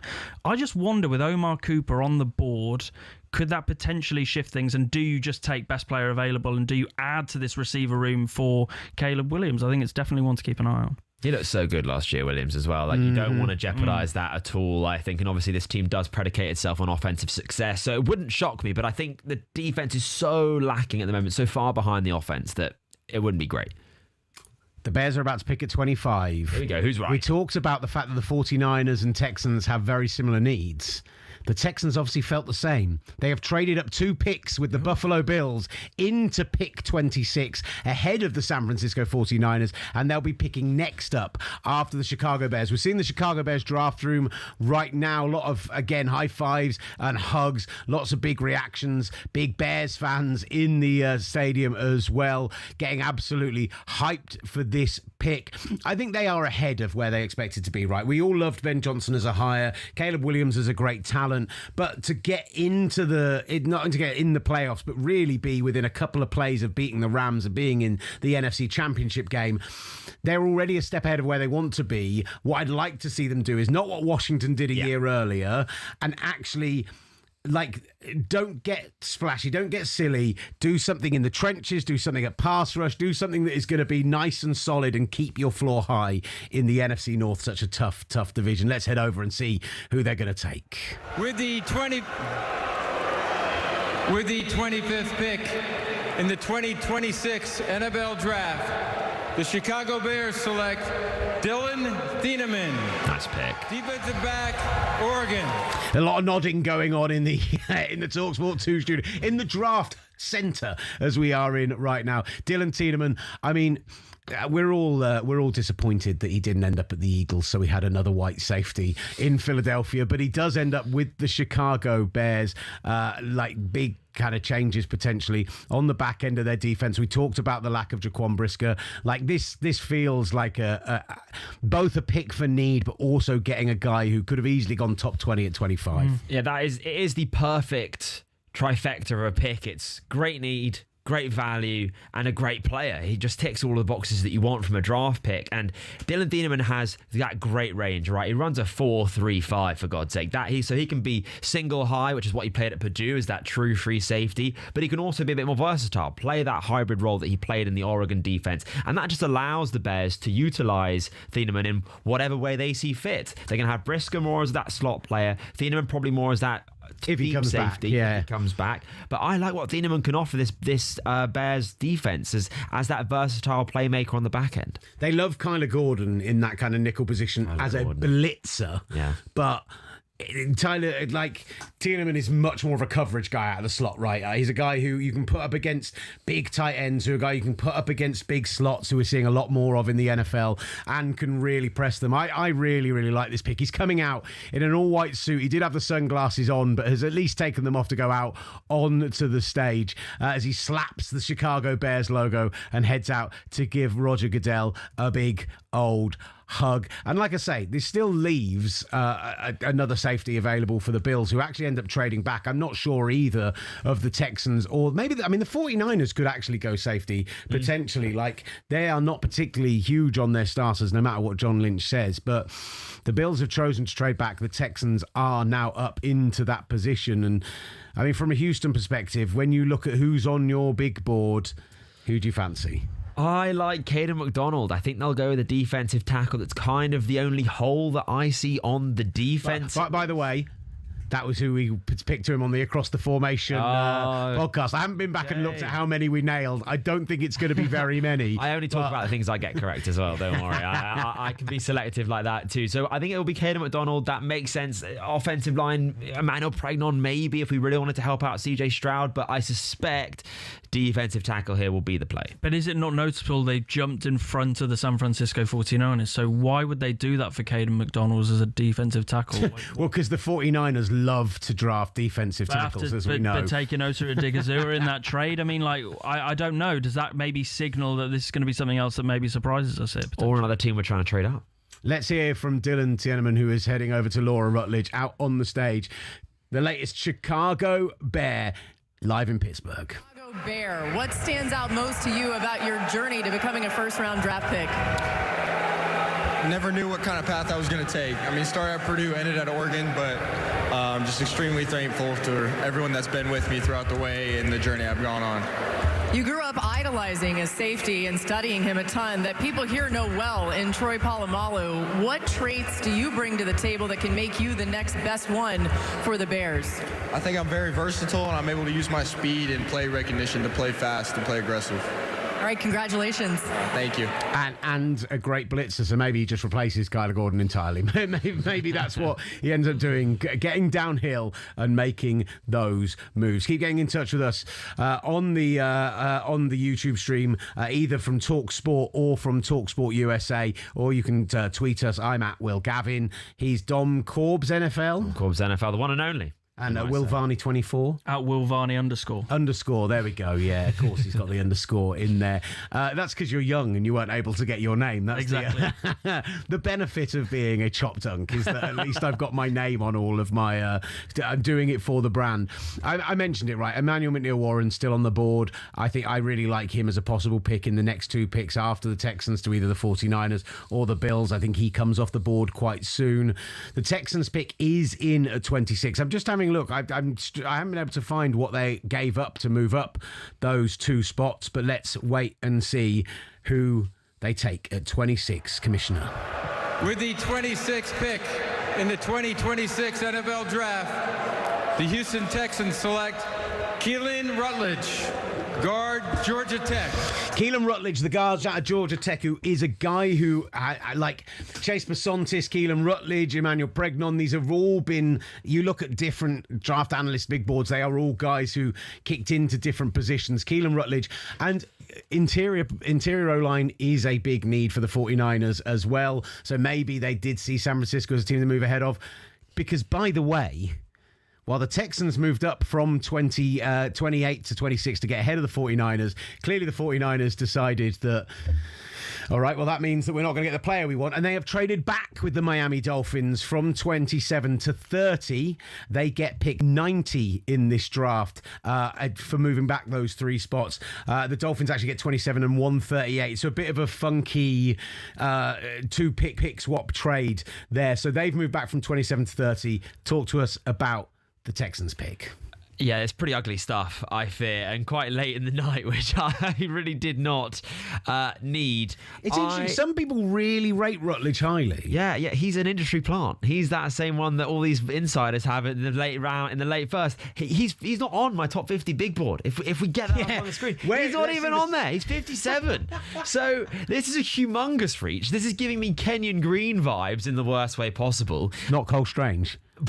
Maybe not quite that bad, but I hope it doesn't turn out to be that bad. My God, I like us trying to protect CJ Stroud. I get that, right? He looked so damn awful against the Patriots that we just had to rebuild that offensive line, make sure we know what we have in him. We couldn't pick up his fifth-year option with how the season ended last year. So I get it, but I think he's a guy that you could have got mid-late day two. Bisontis was also there. Pregnon is also there. I had Pregnon as a top 30 pick, so that's a big miss on the board. Unfortunately, that's a miss for me. That's a miss. That's not a good pick. In as a Texans fan, that pains me to admit, but I got to keep it real. As I mentioned, the 49ers moved down from 27 to 30. They pick up pick 90 in this draft, an extra third rounder. They give up a fourth rounder to get up to 90 and then also move 3 back in the first round. That's the slightly confusing element of this. They now have 6 picks, rounds 1, 2, 3, and then 3 in the fourth round. Look, from a Texans perspective, they go and give the big contract to Will Anderson, absolutely deserved. Second best defensive player in football, only behind non-human Myles Garrett last year. They haven't paid CJ Stroud yet. He has been disappointing since that phenomenal rookie season, which before Jaden Daniels was probably the best rookie season we've ever seen, and then Jaden Daniels came in and did it again. Yes, they need to go and protect him, but also they're right now at a point where, unless you think they're going to try and get a deal done this offseason, they're still trying to see what they've got in him. Yeah, absolutely. And that's kind of what I think this pick has come down to. It's not just, okay, it's a first round pick, we're spending on a guard, what I see as a reach, but it's investing in a previous second overall pick in CJ Stroud. And so from that regard, sure, you kind of, again, I've said it all night long, you kind of can't hate drafting and building in your trenches, especially when you have a questionable quarterback when the pressure starts to get to him. But again, I think you can get that later. So for me, whilst I understand the argument and whilst I see the perspective that the Texans front office probably came at this with, I think that fear drove this pick rather than cooler heads. And whenever that happens, that's when you reach. That's when busts happen. That's when you wish you probably had made a different pick or at least waited a little bit longer to make that selection. Right. What are the Dolphins doing here then? It's a good question. The Bubba King is back in our mentions in the YouTube channel, the one who got very angry when they moved down from 11 to 12 and didn't take Caleb Downs. He said, please, Pons or Cooper. Oh, I love Pons. Pons is one of those sneaky, there's a couple of those defensive backs. Pons is one, he's a tiny human being for the position, but has got very hyped. Aura. Chris Johnson is another one who people like to get going this late round. Jamal McCoy's still there and available as much as the injury history is a concern. McCoy would be an unbelievable get for them at this point because he's a genuine CB1, I think. And yes, even with the injuries, like I said, Storm Duck is your current starting cornerback if you're the Dolphins. That cannot remain the case going into this season. Can I just say, you've just paid Malik Willis to come in and be your quarterback. You've got to give him somebody to throw the ball to. Right now, their wide receivers, Malik Washington, Jalen Tolbert, and Tutu Atwell. Give him somebody. And that's it. They've got to build around their quarterback, like you mentioned earlier. They take Caden Proctor with their first pick in the first round, and I just wonder if right now they look to wide receiver, the fact that Omar Cooper Jr. is still on the board. Is it Omar Cooper? Is it Denzel Boston? Is it one of those defensive backs? They really are a team who could pick anywhere right now as Roger Goodell comes out onto the stage for pick 27. 27th pick in the 2026 NFL Draft, the Miami Dolphins select Chris Johnson, defensive back, San Diego State. I named him Chris Johnson out of San Diego State. I said there are some corners. Pons is another one who getting up into there. I got to tell you, I love Chris Johnson, and he was sneakily the guy I wanted if I couldn't get Maxi Iheanacho for the 49ers. Instead, they trade back and let Chris Johnson go to the Dolphins. I love this pick. I also love it. My bank account less so, because I didn't think that Chris Johnson was going to go in the first round. But you win some, you lose some in the NFL draft, and such is life. But from a player perspective, Chris Johnson, absolutely. I do think that whilst it's a little early for me, the need here for the Miami Dolphins at cornerback succeeds what I have as my rankings as at 39 for Chris Johnson. He is just a good cornerback that has that high floor. You feel confident leaving him in man coverage, zone coverage. He's a good tackler. He can play in the run game as well. He's just a very capable corner, and the Dolphins honestly needed a healthy, capable body at cornerback, and Chris Johnson is that and then some. Why did you think he wouldn't go in the first round out of interest? What stood out to you? The fact that I don't think he is that CB1. I don't think that he has that same profile that Delane had, that McCoy had, arguably that Pons has to a slightly different degree if we put the size apart. That doesn't have that tenaciousness about him, doesn't have that go get it kind of mentality. You want your cornerbacks, I think, to never have their mouth guard in their mouth. You want to have them always talking smack. You want to have them being that kind of the worst person on the team. And I don't think Chris Johnson's going to be that. Amazing. The story that's coming out from from what happened earlier on when the Eagles traded up to 20 to the Cowboys to pick Makai Lemon. So because everyone knew that the Cowboys were going to go defense. The Steelers were on the phone to Makai Lemon to pick him. So when the Eagles traded up and called Makai Lemon to tell him they were picking him, he didn't answer the phone because he was on the phone to the Pittsburgh Steelers. Wow. And Philly had to ring him 3 or 4 times to tell him, you are coming to Pennsylvania, but not the part of Pennsylvania you thought you were coming to 30 seconds ago. That's absolutely amazing. We have had another trade as well. We did say that we thought there'd be lots of these little moves in the first round, and we see another one as the New England Patriots move above San Francisco and Kansas City into pick 28. The Bills have moved down a second time in this draft, and now the Patriots at 28. Who are they going to take? With the 28th pick in the 2026 NFL Draft, the New England Patriots select Caleb Lomu, tackle, Utah. Well, I think that tells you what they think about Willie.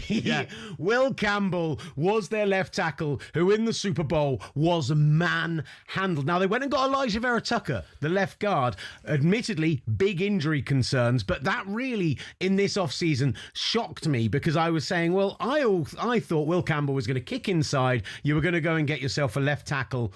They do that anyway. They give themselves some flexibility. Caleb Lomu started 12 games at left tackle and did not allow a single sack at Utah this year. They go left tackle for the second straight draft in the first round.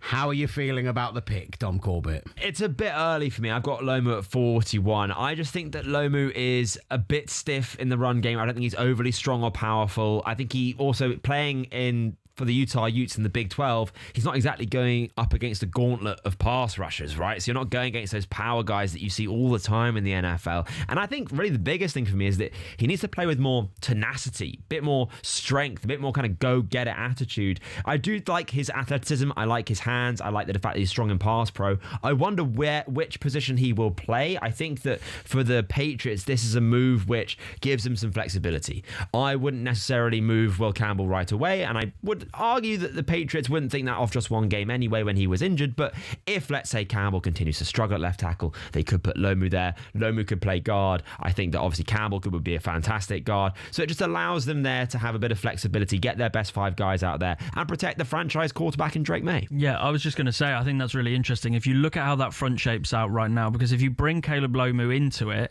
you've got Morgan Moses, who feels like he's probably in the final year of his NFL career. Michael Nwenu right now is a solid right guard.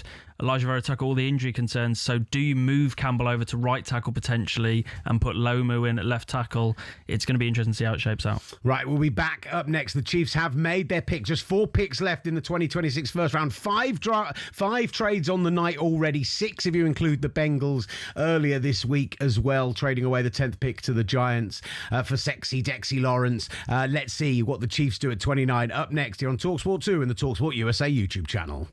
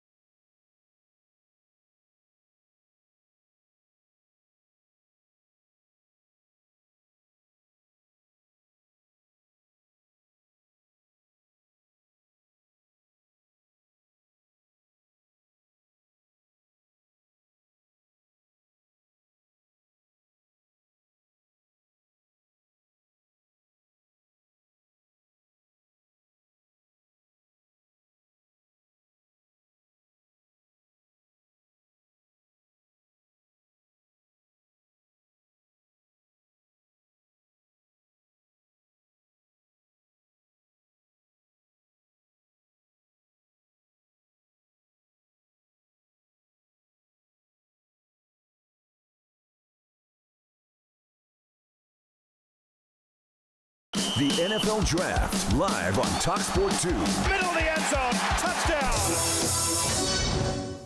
Back with the NFL Draft here on talkSPORT 2. 4 picks left in the first round. 4 of the 6 teams who are the favourites for the Super Bowl this coming season all left to pick. The Kansas City Chiefs at 29, the San Francisco 49ers at 30, the Bills at 31, and the Seahawks at 32. The Niners have just traded out of the first round, with the New York Jets moving up to 30 to make a pick. We absolutely go.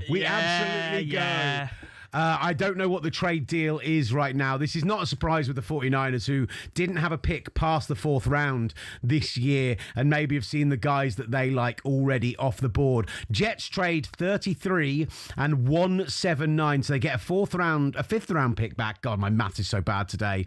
The 49ers trade from 30 to 33. They will not pick on night 1. The Jets will make a 3rd selection, and Roger Goodell is going to tell us who the Chiefs are taking at 29. In the 2026 NFL Draft, the Kansas City Chiefs select Peter Woods, defensive tackle, Clemson.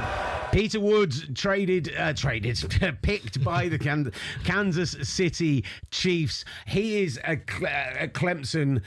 Can get upfield, can get into the backfield. I'm not saying he's a Chris Jones, because by any stretch of the imagination, everyone at his draft party is wearing all white except for him, who's in like a let's call it what it is, a Jets green suit. He's so quick. Like, kind of feel like Byron Murphy vibe from him. They needed edge help massively.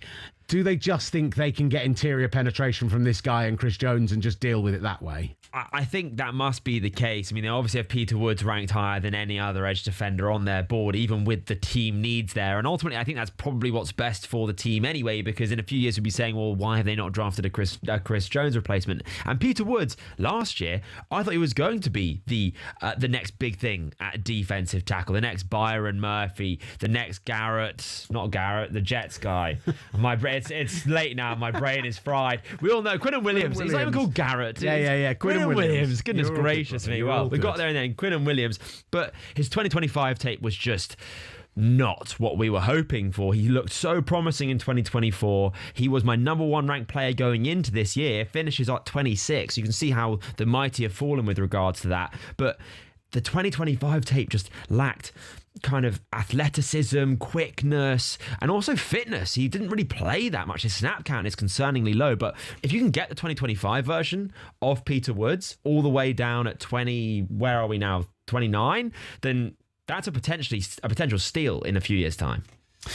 Listen, big move from the New York Jets here to move up from 33 to 30, get back into that first round. And you have to think, they went Kenyon Sadiq at 16. They went edge rush with David Bailey at 2. There was a lot of talk of wide receiver, and there are 2 first-round guys still on the board in Boston and Cooper. Could they have decided they want to add a second weapon in that position? There's safeties still available to you, potentially, in Emmanuel McNeil-Warren. He's very high on the board. Let's see the big board, actually, in fact. Let's see who is still on there for Dom Corbett on our YouTube channel if you are watching at talkSPORT USA. I mean, Omar Cooper, Jamod McCoy, could they be coming up to get a corner? Obviously traded away Sauce Gardner. Avian Terrell there as well. Like another one. I mean, we mentioned Caden McDonald. Are they looking for some interior pass rush after letting Williams go? What are you feeling as Rog comes to the stage? I think it's got to be a wide receiver here. When you look at the weapons at Geno Smith's disposal for this season, it is A.D. Mitchell, Garrett Wilson, and Isaiah Williams, as well as Arian Smith. I think it's got to be a wide receiver. Could be a corner, though. Colton Hood, potentially. Ooh, spicy. In the 2026 NFL Draft, the New York Jets select Omar Cooper Jr. Nice pick.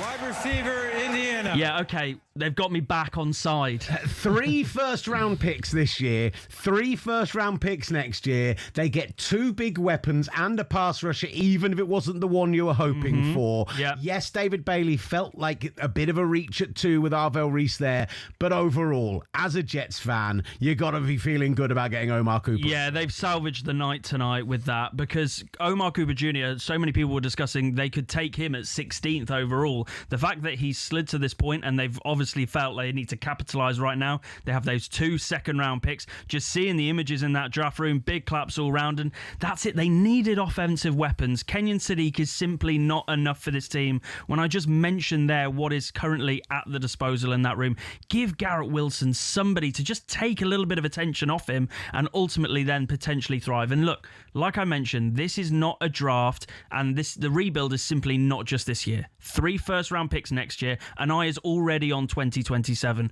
but you need capable players early, and you need to actually just build some confidence and some belief in this team. Ultimately, great pick, 3 first-rounders. Yeah, I'm on board. You got me back on side. The Moosh and Aaron Glenn. I'm buying it. We're back, baby. We're back. We're going to have to edit a video of your reaction to the second pick and then your reaction to the third. We've never been so back and it's never been so over, the comparison there. I mean, Omar Cooper Jr. is the yards after the catch threat to complement Garrett Wilson as that do-it-all wide receiver one. He then got Kenyon Sadiq as that big slot receiver, tight end, field stretch up the seams.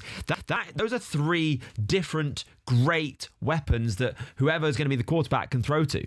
We have seen another trade back up into the first round. Sorry, I gave a big indicate to the screen there because the Buffalo Bills, they can't stop trading back. They trade back for a 3rd time in this draft to allow the Tennessee Titans to get back up into the first round and pick at 31 ahead of Seattle. I mean, I had all my needs up for Buffalo. I was all ready to go to talk about them. Now I've got to grab my Tennessee Titans notes up. Who have they already picked? What's going on? I've got a suggestion for you, Will, because earlier on you mentioned about how a linebacker would fit perfectly for Robert Saleh. So is this where Jacob Rodriguez potentially comes off? I love that. And your CJ Allen. Or CJ Allen. I'm not a CJ Allen, man.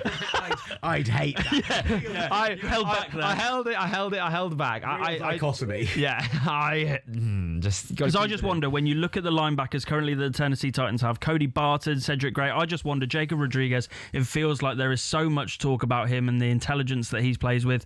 Ultimately, he could be the guy. I just wonder, Tennessee trading up ahead of the Seahawks here. Look, I just feel like potentially linebacker, maybe this is it. A defensive pick here to complement Carnell Tate early on. Yeah, it'll be interesting to see what they go with that Robert Saleh defense, obviously. And the power, maybe like a defensive tackle if there's one left, but I don't think there is one on the board. I like your shout there of a linebacker a lot, but which one? Well, I suppose it depends how comfortable they feel with the cornerbacks that they currently have. They obviously brought in Alontae Taylor, didn't they, in free agency? They've got Cordell Flott, who they brought in as well in free agency. Joshua Williams. So maybe they feel fine at the corner position for Brian Daboll. I know is only the offensive coordinator there, but Brian Daboll going and signing the players that got him sacked in New York. Oh, don't worry, there is astonishing. You could say the same about Robert Saleh bringing all the Jets guys in as well. John Franklin Myers, Jermaine Johnson, Tony Adams. Don't worry, it's Jets 2.0 currently in Nashville. Oh God. Still some top tier guys on the board available for the Titans who have traded back in. Still guys who maybe aren't in that very, very top tier, but certainly first round prospects on a lot of people's boards. I mean, we look at yours right now, Jamob McCoy, Avian Terrell. Maybe it is a corner. Maybe it's Caden McDonald. Caden McDonald still being there. I thought he went. This could definitely be the pick here, Caden McDonald at 31. Him and Jeffrey Simmons in the interior. Oh, that's tasty. That's really tasty. Good defensive tackle duo there. Come on, Rog. Tell us who it's going to be. Of course, I'm calling him Rog. Before the Titans pick, congratulations. You set a record for the first night of the draft. 320,000 people here tonight. Congratulations, Pittsburgh.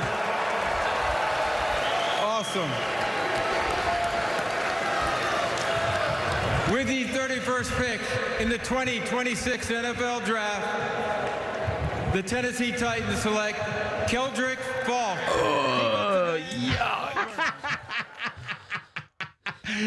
Oh, I just hand over to you. Yuck. Keldrick Falk gets into the first round. The edge out of Auburn, 6'5", 7/8", 276 pounds, light for an edge setter, but yeah, big, long, run-defending edge.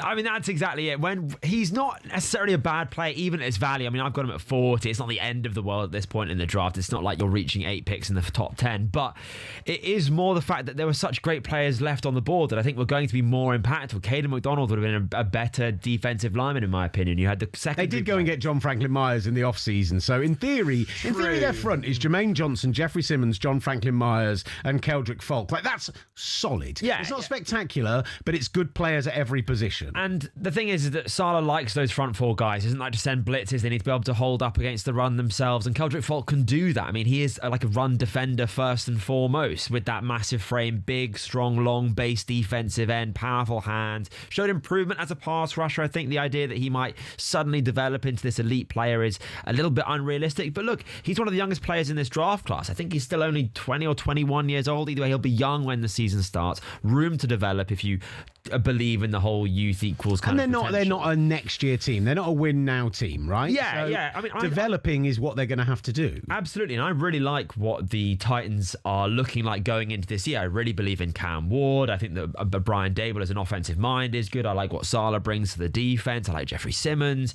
I think this is a team that is looking a lot better. I just think they could have been even better if they'd taken one of the players on the Don Corbett top 50 big board that was ranked ahead of Keldrick Falk.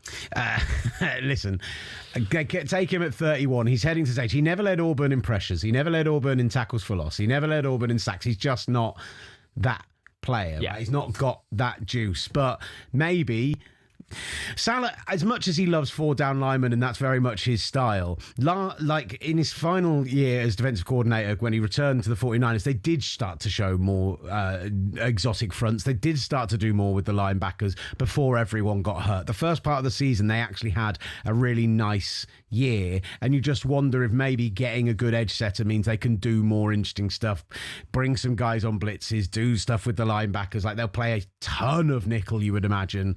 This is very much me talking myself into this. Yeah. Are you on the payroll of Robert Saleh over there? I mean, I am. Someone just sent you a bank transfer. 2020 Super Bowl 2019 season, Robert Saleh gave us like 15 minutes on opening night, and he is one of the most charismatic humans. He's one of those people, when you meet him, just locks eyes with you, remembers your name, never like. So yeah, I am a fanboy. Yeah, of Robert Saleh, fair enough. But I know that he is not the modern defensive coordinator. Yeah. He is not Mike McDonald. He is not going to throw all sorts of crazy stuff at you. He's not going to go, we haven't blitzed our corners all year, so in the Super Bowl we're going to do it 4 times in the first 20 defensive snaps. Like, he's not that guy. I think he will have fallen in love with just how solid this guy is, and he's just a plug and play day one type of player. What's interesting is that he was at the draft. He's there in person. He's waited in the green room until pick 31. I mean, I really feel for him. I mean, we've seen guys fall out in it. You know, we've seen the likes of Will Levis go and not be drafted. To be sat in that room and to see all these guys be called before you and to wait for someone to trade up, obviously massive relief for him. Let's hear from Keldrick Falk, who did definitely look relieved to be picked. I don't even know how to feel right now. I'm like, I don't even know. I'm happy.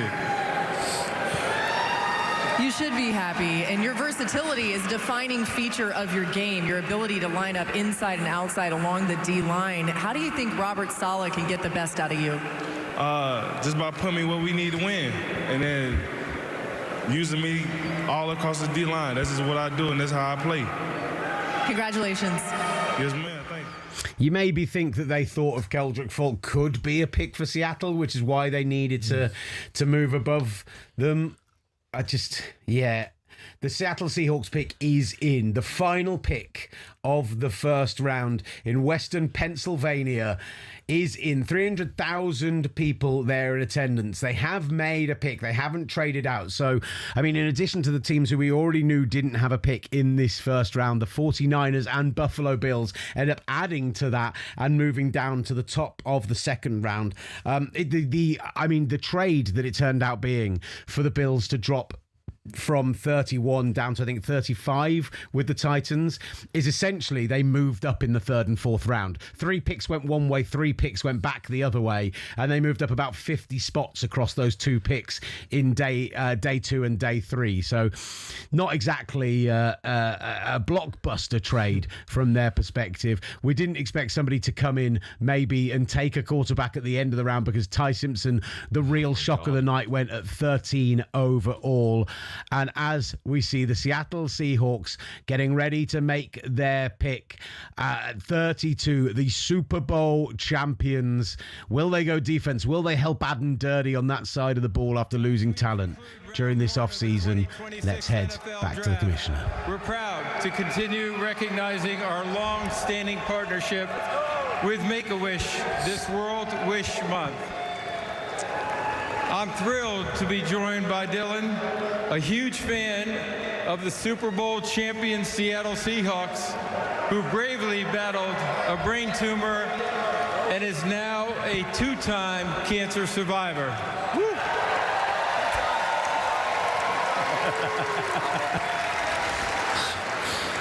This is a wish come true for Dylan, and a chance to take part in one of the most exciting moments in our league. Dylan, when you're ready, stage is yours. What's going on with Pittsburgh? Yeah! I'm so excited to be here to represent the 12s. Oh, and the reigning Super Bowl champion! I mean, the mic technique's not great, but fair play to him for giving it some. You just know the sound guy is sweating right now. And with that, with the 32nd pick in the 2026 NFL Draft, the Seattle Seahawks select Jadarian Price. Oh, wow. Taken at 32 in the Across the Formation mock draft by that man Sam Harris on the other side of the glass. Jadarian Price, 2 running backs taken from the same College of Notre Dame, 28 picks apart in the 1st round. And I've got to tell you, I hate what the Seattle Seahawks have done in this offseason. I think letting Kenneth Walker go for an absolutely reasonable contract and going and getting a guy who is not a 1st round quality running back when they've only got 4 picks in this draft. They only have 4 picks, and yet they let 3 or 4 key defensive talent go, again for contracts that weren't great. I know that Super Bowl teams see a talent drain. I know that happens, right? But they're 3 or 4 good corners on the board right now. Why are you taking Jadarian Price there? I just don't buy that a combination of Jadarian Price and a crocked up mess of a backfield behind him is the right move for them. What they've got, I just don't buy this at all. Zach Charbonnet injured, Emmanuel Wilson coming in, George Halani, Cam Akers, none of that looks good to me. No, and we end with a player that, again, not on the DC top 50, 61. On my big board. I think that's a big reach. I think Jadarian Price was a backup on his own team. I mean, he has a lot of potential. He's a young player. We've not seen probably the best football that he can play, but he was behind Jeremiah Love. He was the RB2 for Notre Dame. A lot of that was down to a good offensive line there. I think that's an early pick for a running back that isn't going to be a true RB1. This is giving me like Sony Michel-esque vibes from the Patriots when they drafted a running back at a similar spot. And I just think that you're not getting the right value there with a 1st round pick for the Seattle Seahawks. I want to be clear. I don't hate the Seahawks taking a running back full stop. I hate them taking a running back in a draft where they are so low on picks and have a few very clear needs. And at positions, let's see the Dom Corbett top 50 board if you're watching on YouTube for one last time, because Jamod McCoy, Avian Terrell, both would have been great picks here. And actually, if you wanted to add to the line on either side, Emmanuel Pregnon, yeah. Honestly, you want to ask Seattle fans which player they think is the biggest surprise as a Super Bowl winner right now. They'll all tell you Anthony Bradford at right guard is a guy who is not necessarily a NFL sleeper worthy. agent for all 31 other teams. Pregnon definitely could have made it in there. I think this is stunning. D'Angelo Pons, I know he's a smaller guy, but he would have Such a great scheme fit. It would have really suited what they do there. Like, there's a lot of guys I absolutely love. I do not love this pick. I love it a little bit as an NFC West fan. But this is what the Rams and Seahawks have done tonight, and with the 49ers accumulated extra picks and picking first tomorrow, I'm pretty happy with the 49ers work today. But this is the frustration when you see a team drafting almost for need rather than they can go and get a genuine star player who can help the roster in a better way, even at a premium position like you just had there on your top 50 board, Dom, whether it's a cornerback in particular. And I just feel like you said, Will, the fact that they didn't pay Kenneth Walker, who was a Super Bowl MVP, and the fact that you're drafting Jadarian Price so you can potentially pick up that fifth-year option if you want to. And the running back position, I know that there's a lot of discussion about us not valuing the running back position as much as we should. I feel like that's maybe been put to rest the last couple of years from what we've seen, especially from some stars at that position. But to me, I think they could have really gone out of their way because nothing's stopping them taking a corner. Like, if you look at their corner's position right now, Devin Witherspoon has been fantastic, but still, to just improve that room alongside Josh Jobe, I think there's some that's serious advantage that they could have had, and ultimately they chose not to, and I think that will be a key frustration. There's no doubt they wanted to trade out of 32. 4 picks. Like, you are desperate to trade out of there. Clearly, no one willing to pick up the phone. I think it says a lot about what they thought the strength of this running back class is. I think they probably looked at it and thought, we're not getting another running back that we even remotely like. You had a great one in the building, and he didn't sign for that much money. I know. Well, that's he proved to them what he was. After Charbonnet went down, he proved that he can be an RB1. Maybe not in that very upper echelon. Maybe he's not going to be a Bijan Robinson or a Jahmyr Gibbs or Christian McCaffrey or one of those guys that can absolutely define how a team goes. But when you've got Jackson Smith and Jigba, when you've got a good offensive line outside of Anthony Bradford, when you have, I mean, we need to see what the scheme looks like post Clint Kubiak, but he is a brilliant complementary back to everything else you've got there, and I really hated moving on from him, and I really hate replacing a running back with the 32nd pick in the draft. What we are going to do, we're going to take a break here. We are all through 32 picks, and then we're going to come back and we're just going to recap the first round, go through each of the picks, give a little bit of an insight into what we made of this round. Some big surprises, a lot of trades, a lot of moves. So that's up next here on talkSPORT 2.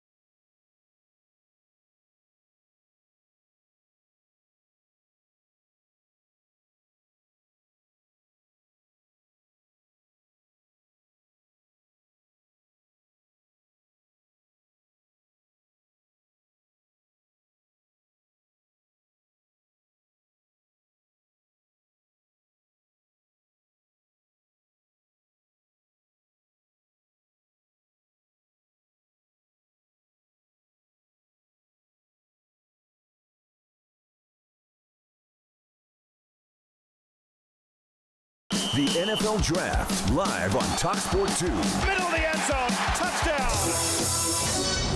You're back on talkSPORT 2 and the talkSPORT USA YouTube channel. Thank you, by the way, to all those guys who have been getting in touch via the chat on talkSPORT USA and on the talkSPORT YouTube channel. Been some really great messages in there, so really appreciate it. Space Wolf Dadlu, who was messaging us earlier, said, I trust the Seahawks more than most teams, and it shows that it's a poor draft. Look at cornerbacks not taken so far.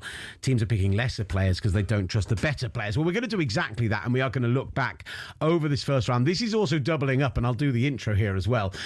Welcome to Across the Formation, talkSPORT's very own NFL podcast with myself, Will Gavin, Sam Harris, normally Ollie Hunter in the third seat. Today, it's the brilliant draft expert who's been with us all morning, Dom Corbett's here. Long-time listener, first time caller. Well, normally heard on the fantastic Nat Coombs show, of course, part of the NFL family here at talkSPORT. Yes, all the best NFL content in this country comes from us here at talkSPORT. I'm going to lay that claim down and I'm going to stick with it.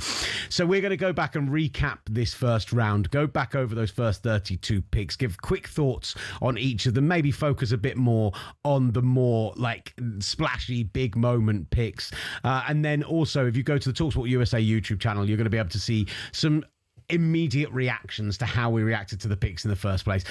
Real highlights being David Bailey at 2 to the Jets, being of course at 13 the Los Angeles Rams taking Ty Simpson as the long-term replacement for Matthew Stafford. Maybe even, like I say, long-term, next year potentially replacement for Matthew Stafford. We saw a whole bunch of trading, particularly in the back end, 7 trades on the night itself. If you add to the other trades on top of that pre-draft, more than 10 trades and moves in this first round. Plenty of teams not picking in the first round. The San Francisco 49ers and Buffalo Bills coming out of the first round to add to those teams who already haven't made a pick right now. And some teams, in the New York Jets in particular, now making 3 picks in this round. So, gents, I will rattle through these and we'll give our thoughts on them. At number 1 overall, the Las Vegas Raiders take Fernando Mendoza. We all knew it was coming, but I think from our conversation earlier, I think we are all pretty high on this. You can't not be. It's a quarterback that's going to immediately usher the Jets into a new era of what they hope is competitivity, and they have someone that can come in and either learn from Kirk Cousins and from Clint Kubiak, or I think he could also start right away. It depends if they want to ease him in or not, but he does have those quarterback intangibles, that quarterback aura, and I think Mendoza will be a good NFL quarterback. The only question for me is, will he be a great one? That will be dependent on the supporting cast around him. And I mean, the supporting cast, not just in terms of the wide receivers, the tight ends, the everything else, but also the Tom Brady of it, the Kirk Cousins of it. The setup of it is perfect for him. And you can tell by the type of person he is going to sponge and soak all of that up. And yeah, I mean, we've spoken about it plenty of times on many a podcast on the build up to this. It is the perfect fit for a quarterback like him. And I'd like to see him do well. He seems like such a nice bloke, and I expect with that setup, he hopefully will do. Now, the New York Jets picking at 2. I mean, immediately, every mock draft thrown out of the window who are giving him Arvell Reese. David Bailey didn't come for a top 30 appointment. And if you're listening to the podcast version of this, by the way, what will be inserted right now will be Will Varney's rant immediately after that pick. Let's hear exactly how it sounded when that went in, and New York Jets fan Will Varney reacted. So that was, if you're listening to the podcast version, Will Varney reacting to it. David Bailey is a high floor, immediate starting. He is a good edge rusher who is worthy of probably a top 10 pick in this draft and a top 10 to 15 pick in most drafts, right? I do not doubt that David Bailey is a talented football player. But when you have some potential true game changers at positions of need on this board, whether that is Sonny Styles, whether that is Caleb Downs, whether that is Arvell Reese himself, it felt like a bizarre move for David Bailey to go to the Jets here. It really did. I was a big Arvell Reese guy here. I just thought the fit made more sense with his power profile, that ability to be more versatile. To me, this just screamed of Aaron Glenn, who is playing for his job, probably meddling a bit more with the pick, wanting someone that can be that immediate impact, that can be the player that can get after the quarterback and give this New York Jets defense a bit of quarterback pressure production, frankly. And David Bailey, for me, good player, second overall player. That is rich for my blood. I want, just so you know, they won Will Varney back by the end of the draft, and we will get to that when we get to it. Jeremiah Love from Notre Dame went to the Cardinals at 3. It feels like a big time. It's a cherry on top player to a team that need to eat their salads. 100%. This one I did not see coming. I thought when the Giants got their 10th pick from the Bengals, I thought, you know what, they might reach for him or go for him at 5. But I did not see that coming. I mean, he could turn out to be a generational running back, but when you're on a terrible team that needed a lot more, it does feel like a bit of a reach and a bit of a waste, to be honest. I don't know how he's going to fare there, but I guess we'll see. I mean, from a Cardinals perspective, they already have a pretty, I say stacked backfield, not in terms of overall talent, but they did go and get Tyler Algier. They do have James Conner, who has been a touchdown machine for them. Yes, he has the injury concerns, but you'd think one of those guys is surely going to have to move on at this point. And you could maybe argue that they bring in Isaac Seumalo this offseason. They like Paris Johnson. I'm trying to justify this a little bit. I'm really quite struggling with it. The NFL tells us what they think of running backs, right?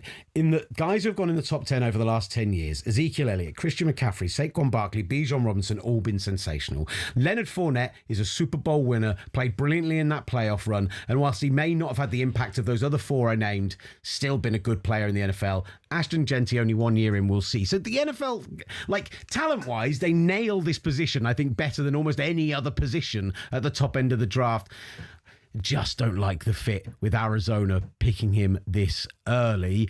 Then we get Carnell Tate going at 4 to the Titans. I think that was also pretty astonishing. That was so astonishing. Carnell Tate at 4 when they have all the defensive players to choose from. There was Arvell Reese on the board. There was Sonny Styles on the board. There was Ruben Bain on the board.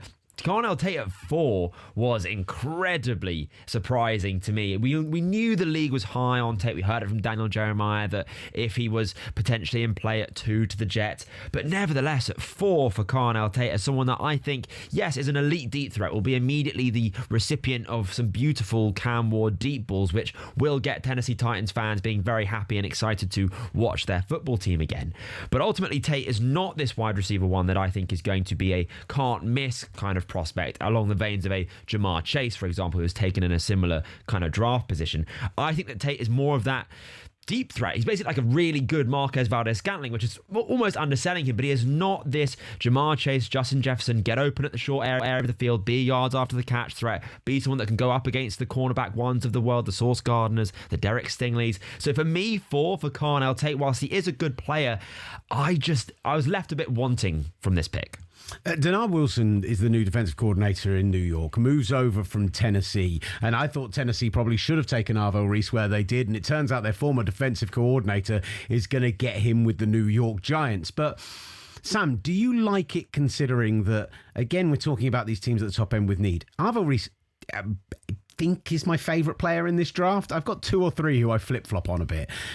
But when you consider that, I mean, I'll tell you, our lads, by the way, have immediately stuck him in, not as one of the outside linebackers, but they've stuck him in at the will linebacker position. Yeah, exactly. Because you've got Brian Burns, you've got Abdul Carter, you've got Kayvon Thibodeau. I guess the question is do you have the cojones to go, well, you played off-ball in college, you're going to play off-ball for us, mate? Well, I think so, and I think it's just a case of, I don't think they were expecting him to be there, and I think they just thought, you know what, best player available, let's just grab him. And I think, as I mentioned earlier, I think they maybe had their eyes on Love, and when he goes off the board, and Reese is still there, I mean, you look at some of the teams, especially the last pick of the draft, you're thinking, come on, there's some really good players here. Rather than just sticking to your guns, they've seen him there and thought, you know what, we've got another pick at 10. Let's just grab him whilst we can. And they do have another pick at 10, and we will get to that momentarily. But first and foremost, the Kansas City Chiefs give a 3rd and a 5th to move up from 9 to 6. Cleveland moving back. They see that no offensive linemen have gone off the board yet and think we fancy ourselves to still get our guy at 9. And the Chiefs come up and they take Mansour Delane, cornerback out of LSU. Now, he's the number 1 cornerback on most people's board. And actually, when you consider what happened at corner in the rest of this draft, which is a whole lot of nothing until pick 27 with the Miami Dolphins, did they need to move up 3 spots to get Mansour Delane? maybe he was that sought after that they thought they had to. I mean, if anything, only one of them cornerbacks going this early suggests that he was in quite high demand. You'd think at least. I mean, we won't know until we might never know. But with Mansour Delane, he was kind of the consensus CB1, and I think the little amount that it cost to go up 3 spots from 9 to 6, by the way, shows kind of the overall talent of this draft and how it was viewed by the GMs in this class. I think it's a fine pick. I'm not overly moved by it, but I think that Delane immediately brings a certain level of talent to that cornerback room, which the Chiefs obviously were lacking with Trent McDuffie being traded away. So I ultimately... And losing Jalen Watson as well. Both to the same team in the end. Yeah, and so I think that if you kind of forget about the trade aspect from 9 to 6, it doesn't really cost that much. It's actually a fine pick, I would say. It is interesting. If you look at their depth chart, as much as it was a slight surprise, opposite Mansour Delane is going to be Noel Williams, a 3rd-round pick from last year. I like him. Behind them, you've got Kyer Elam, Christian Fulton, Melvin Smith. Like, there is nobody setting the world on fire. I really like getting Kadeko to play your nickel. Injuries, as you feel like with every Miami player, it felt like in the last few years, have hurt him. But Kadeko is a really good football player when he's on the field. So in theory, there's something there. And, they brought Aloy Gilman in as well. Like, they're trying to build up that back end from the decimation of previously. And I guess they're just saying Spags knows how to train these guys up. So they move up to 6 to do it. And then a pick I love. Washington go get Sonny Styles as the Ohio State guys keep coming off the board at 7, Sam. Yeah, I think this was a guy that you spoke about quite a lot in our podcast building up to this, and he was someone that we were kind of tipping that maybe someone could trade up to come and get him. I think there was maybe some talk that maybe Washington might go for a wide receiver to give Terry McLaurin some help. I really like this pick for them. I think the Washington Commanders fans have got themselves a baller there. Yeah, I mean, from a Commanders perspective, again, a team that had a huge amount of need, but the big thing is that Bobby Wagner, didn't look good last year after having a Pro Bowl level season the year before. And in the middle of that defense, having invested in Leo Chenal already, having invested at the outside in Odafe Owe and Clevion Chasen, they will feel much stronger about, they play in that kind of much more 3-4 style. They will feel much stronger about where the centre of that defense is right now. And Sonny Styles, he's so good downhill. He's so good at against the run. He can get after the quarterback as well. He's so good in space. I love him. I love him so much. Maybe he's my favourite player in this draft. I can't tell. He was number 1 on your board, Dom. Number 1 on my board. You can't not love a player that can just do everything at his position that you could ever ask of him. He can cover, he can rush the passer, he can defend the run. And the Commanders just needed talent. And they get, on my board, the most talented player in the class. So that is a home run pick for me. Jordan Tyson at 8, out of Arizona State to the New Orleans Saints. If healthy, home run pick. Well, that's the big asterisk, isn't it? If healthy. I mean, it's the same with him and Olave. But if they are both healthy, both on the field, Tyler Shook continues to develop the way we hoped he would, and Saints fans definitely hope he will, then this offense, I think, is looking really promising going into this year under Kellen Moore, the second-year head coach. The offensive line is looking pretty good there as well. So you like what this offense could look like when previously last season they had civilians lining up at wide receiver. They had names that I think are like randomly generated. So it's a huge swing back to what you want to see from your offense with talent on the field. It just determines if they are actually going to be on the field at the same time. Now, Spencer Fano comes in at 9, first tackle off the board out of Utah to the Cleveland Browns. I mean, their entire offensive line was turned over this offseason, all 5 positions. And actually, I thought they put together a pretty decent offensive line considering they turned over the entire thing. Like, if it was league average, you'd be very happy. It's not necessarily brilliant, but considering you replaced all 5 positions, I thought they did okay. Spencer Fano will come in and start at day 1. I'll move on a few of these. The Giants take Francis Mauigoa at 10 out of Miami. He will likely kick inside considering the fact that they did just sign Jermaine Illuminor, the great Londoner, at right tackle to a 2-year extension. Yes, he is a little older. Maybe if Mauigoa turns out to be brilliant at guard, they can try him out at tackle next season after, but certainly he strengthens that line immediately and means they don't have to start Daniel Falele, which Baltimore Ravens fans will tell you is a very, very good thing.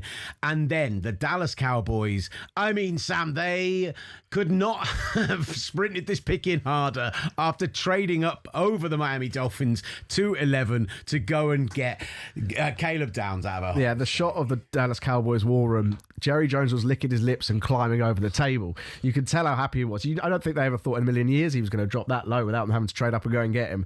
Look, the Cowboys, I'm really impressed with their drafting today. And as I said, I did not expect him to drop down that low. I love Caleb Downs. I just love him. He's another one. How did Ohio State not win everything this year? Like, when they've got this many great players going in the first round. They just churn them out. I mean, at wide receiver, we've got Jeremiah Smith coming out next year, Julian Sayin, the quarterback, potentially. I mean, it is just an NFL player factory, frankly, down there in Columbus. And we go back-to-back Bama up next. Caden Proctor, little bit of a reach you felt at 12 to the Dolphins? A little bit of a reach, and now that we know what they've done with both of their first round picks, I kind of like it less because it does reveal a massive hole for them at wide receiver. Of course, there are going to be later picks in the draft, and I'm sure they will address it, but now that we know the players that have gone off the board, we also know that those players that they can address that hole with are not quite as talented as you would like, and whoever you're drafting now in day 2 is going to have to basically be a wide receiver 1 by all accounts. So for them, that's going to be a bit of a problem going into next season when they've spent a lot of money and they've acquired their new quarterback in this offseason. But ultimately, Proctor, big behemoth offensive lineman, he is going to be a mauler in the run game. He is a movement away from what you've previously been watching if you're a Dolphins fan. So it's not a terrible pick. It's just a little bit early, and I might have gone with a different position there. They're picking at 43 tomorrow, so 10 picks into the first round. But there is just the one, second tier wide receiver left available now in Denzel Boston. I don't think, if they are going wide receiver at the next pick and Boston is already gone, you do start to look at what, Jeremy Bernard, Antonio Williams, they're not the same tier. Yeah, those are receiver 2, receiver 3 guys. So it is potentially missing out on that today. And they did take Chris Johnson at 27. We can mention that pick here. I love the Chris Johnson pick if I just take it in isolation. If I don't take the overall draft picture, if I just go, we're taking a player that we love, we're taking a player who can have a big impact on us day one. I absolutely love the Chris Johnson pick. And they moved up to go and get him as well. I just don't know if, overall. I think you could have got a cornerback that's only slightly worse than Chris Johnson at that 43 pick, whereas I think you're getting a significantly worse wide receiver at 43, if that makes sense. The fall off at wide receiver is steeper than it is at cornerback. It's interesting. Simon Clancy put out a tweet. He's a friend of the show, a brilliant draft analyst in his own right. His draft book is always excellent. Go and check out his Substack. He says, I cannot imagine a worse scenario than us passing on Caleb Downs and then not taking Reuben Bain and instead taking arguably the most boom or bust prospect in the entire draft. Not a happy boy with that pick. No, I see where he's coming from. Honestly, I see it. Sensational. Ty Simpson, right? Let's get on to it. The Los Angeles Rams. In fact, this is another one. I'm going to play in the audio here if you're listening to the podcast of us reacting to this pick. I joked about it in the build-up to it. Adam was listening to the show, got in touch with us and said, why do I feel like we might pick Ty Simpson here? And we laughed it off. And instead, with Matthew Stafford maybe just a year left on his NFL career, they go and get his future replacement. So that was us reacting to Ty Simpson. Listen, you were a fan. I less so. Let's hear from Sam on this because we've heard from us on it when we reacted to it live. This, for me, is the most confusing pick of this first round draft. And I think if you're Matt Stafford, you're going to be scratching your head and maybe a bit peeved. And I don't think it's because they've necessarily drafted his replacement when he retires. It's they're in win now mode. They were so close to making the Super Bowl last year. They in the playoffs they were struggling so much at corner. They need to either strengthen up there. All of the stuff with Puka, give him something to use this year. He's getting nothing out of that this year, and it's just, if I'm a Rams fan, I'm kind of thinking, I don't understand the thinking. I want to be pushing all my chips in and going for it this year, and to go for Ty Simpson, I mean, you've got, if you wanted weapons, Makai Lemon, Casey Concepcion, both on the board, and both would have made an impact this year, particularly in that Sean McVay system. Now, they don't play wide receiver a lot. Devontae Adams is back. They do those 13 personnel lineups. I mean, Kenyon Sadiq was there as well if you really want to go mad. I think they could have taken an interior guard. I think they could have taken a tackle. You've heard what we thought about the Ty Simpson in and of himself, but it's just, that's what I feel the same. Yeah. If you're at pick 30, if you're in your original pick back there and you took Ty Simpson, I'd be like, okay, I can understand that. To go and use 13, kind of astonishing. Vega Arani goes to the Baltimore Ravens in one of the chalkiest picks of the draft and is a great pick for them. Just a nasty, mauling blocker up front for Lamar Jackson. Love it. Derrick Henry's going to love him. We love it. All on board for that.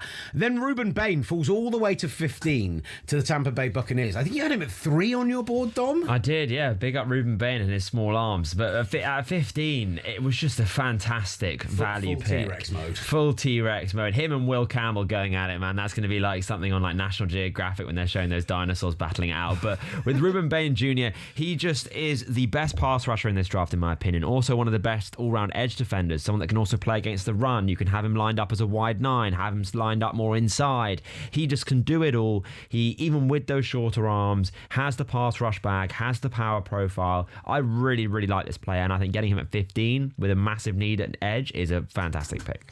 Kenyon Sadiq at 16 goes for the Oregon tight end, goes to the New York Jets.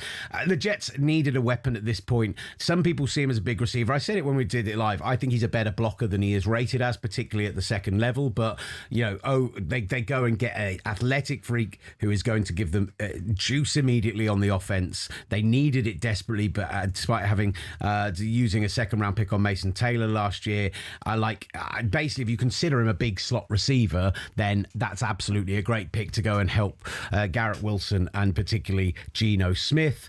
Do we want to take a quick break and then do the second half of the first round? Let's do that. We're going to take a quick break, back for the second half of the first round as we wind things up for the first round of the NFL draft here on talkSPORT 2.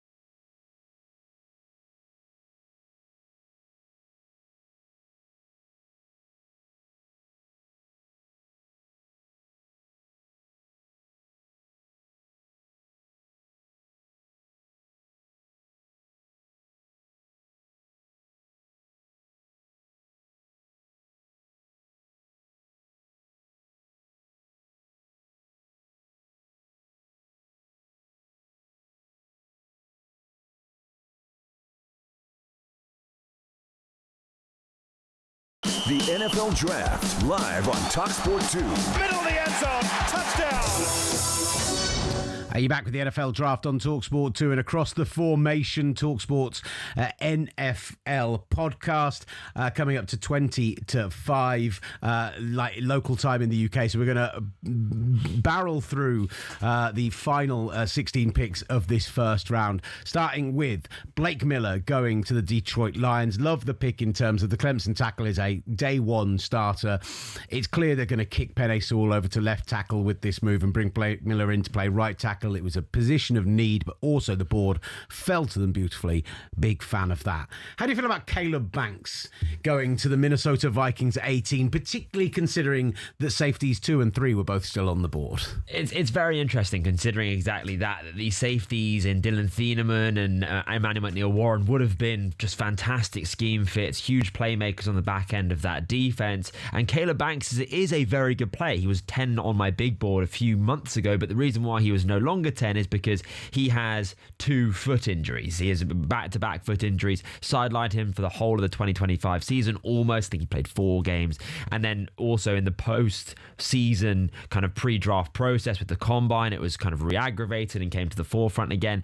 And that's a concern when the guy is an absolute behemoth of a defensive tackle who is going to continue to put a lot of weight, a lot of stress through that injury. So taking him at 18 either means you trust your doctor's loads, or perhaps something went wrong in the draft room whereby you might have put the wrong Caleb and you thought you might be getting Caleb Downs and it all went a bit wrong.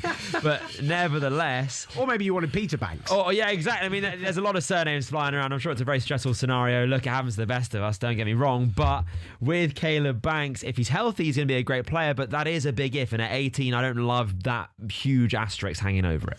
The Carolina Panthers sticking at 19. And slightly surprisingly, considering, again, those safeties were on the board, they take tackle Monroe Freeling. They want to see, can they really make something out of Bryce Young? He will come in and you guess start at right tackle in place of Taylor Moton. They got Rasheed Walker, who they picked up from the Green Bay Packers, on the other side of the line, so really shoring up that protection. A lot of speculation they'd go wide receiver there as well for the 3rd straight year in the first round. And then, as our de facto Philadelphia Eagles fan over here, the Colts didn't have a first round pick, but you have 2 teams. So yes, they trade up from 23 to 20, trade with the Dallas Cowboys, may move above the Pittsburgh Steelers. And the Steelers, it turns out, were on the phone to Makai Lemon, telling him they were going to pick him because everyone assumed the Cowboys were taking a defensive player.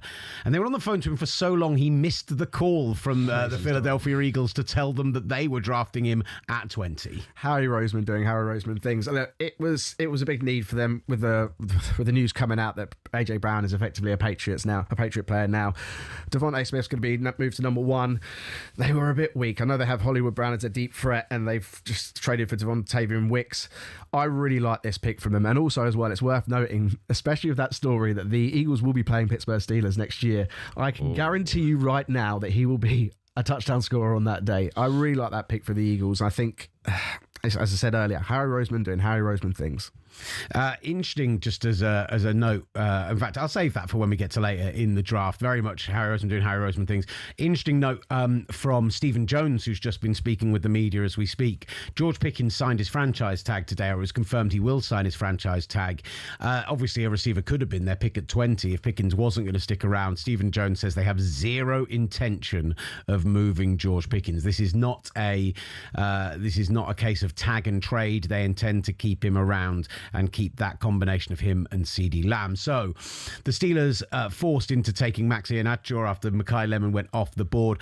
Incredibly high ceiling tackle prospect, a guy who could be absolutely sensational in the league, and definitely whilst not a direct position of need, like screaming need for the Steelers, they do have Broderick Jones going into the final year of his rookie deal, and they maybe aren't completely impressed with him. They took Troy Fautano. There's 2 first-round picks at either side, so they've gone with a 3rd first-round tackle. And then Akeem Mesidor going to the Chargers. They've so much age at defensive end right now with Khalil Mack. This is an older player. This is an injury, not riddled player, but certainly somebody who has had injury problems.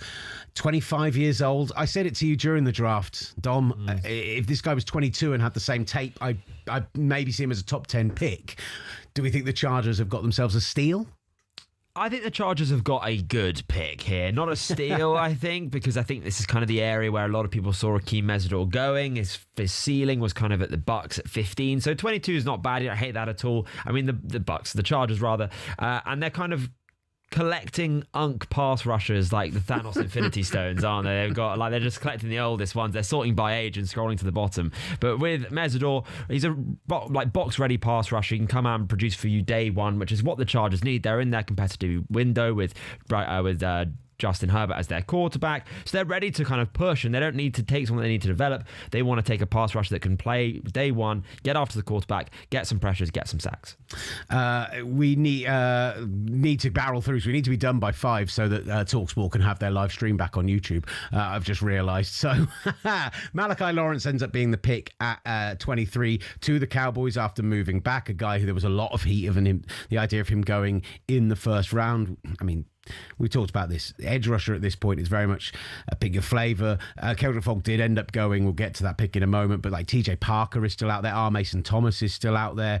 Cassius Howell is still out there. The super twitchy guy off the edge. But Malachi Lawrence is a Dallas Cowboy. And overall, I think between Caleb Downs and Malachi Lawrence, they'll be very happy with their first round haul. Casey Concepcion. Didn't you pick him for the Browns in our mock? I did. You know what, though? Not with this pick. Not with this pick, though. So I can claim that I'm right, but only half right. I really like this guy. As every now and again, I'll pick a couple of wide receivers coming into the draft that I will keep my eye on just to pick in my dynasty teams, and this was one of them. Unfortunately, he's ended up on the Browns, but I think he's a player that the dog pounding I really love. Dylan Tiedemann goes to the Bears. Definitely a position of need for them. A white safety. Big thumbs up from the exciting Mikes, I'm sure, for him coming into the league. And then we got to talk about the Texans they trade up above, at the time, the 49ers at 27. They then gave up that pick eventually, but they trade up to 26 and they take Keelan Rutledge. And I think this was your least favourite pick of the first round? Yeah, I think it is, unfortunately, which really stings. Ty Simpson went at 13. I wait for that. For a quarterback, I think you can take a swing, right? If that pans out, it's the most important position in the league, in the game. It's worth the swing. A guard, I mean, we've already done this with Kenyon Green. Guards in the first round have a really ugly history on not panning out if they're quite big reaches, which generally speaking Keelan Rutledge is. We did see him sneak into the back end of a few first round mocks, but I've said it on air that he's just they're those kind of industry plants that people just put in at the end of the season there to, I don't know, get the clicks. But maybe they were right all along. Maybe I don't know ball at all, and Keelan Rutledge will be fantastic, and I hope he is, but I would be surprised if that is the case. Chris Johnson, we've already mentioned, going at 27 to the Miami Dolphins. I really love that pick, even though maybe when you combine it with the Caden Proctor pick, we're less high on it. The Patriots move up from 30 to 28 and go and get them. 31 to 28 and go and get themselves Caleb Lomu, the tackle out of Utah. Interesting note from Elliot Wolf's press conference: Caleb Lomu didn't have a visit with the Patriots because they were convinced he wouldn't be available to them by the time they got to 31. So they see that he's still there at 28. They trade up and they go and get their guy. Big fans of Caleb Lomu. We mentioned Peter Woods earlier. He goes to the Kansas City Chiefs. Interior pass rush ability, lines up alongside Chris Jones. Yes, they need some edge help with George Karlaftis really being not even a 1B, definitely more of a 2 edge rusher, but they feel like they can get that penetration up front. And then the Jets come up and they get Omar Cooper. And this is the last time I'm going to play in a clip because we have to get the dichotomy. We have to see happy Will Varney after we had sad Will Varney earlier on. Much happier with this pick. That was Will Varney reacting to Omar Cooper if you're listening on the podcast version. And if you're not, if you're listening to us live or watching us live, you should go and get the Across the Formation podcast, available on Spotify and everywhere that you can get your podcast, and you can relive all of this action. Plus, we'll do some fun stuff with the picks that we made. So they trade back up into the first round, go and get Omar Cooper Jr. We thought that the 2 wide receivers in him and Denzel Boston might fall out of the round entirely.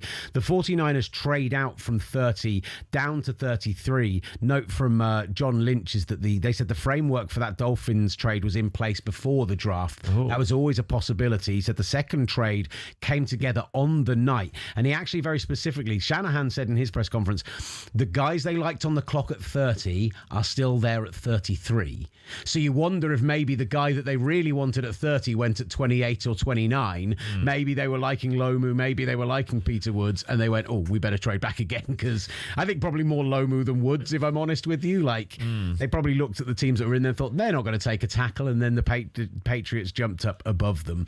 And then 2 picks to finish off the round, and to round off our coverage tonight. Thank you for everyone who's been joining in via YouTube and everywhere else, and we really appreciate everything.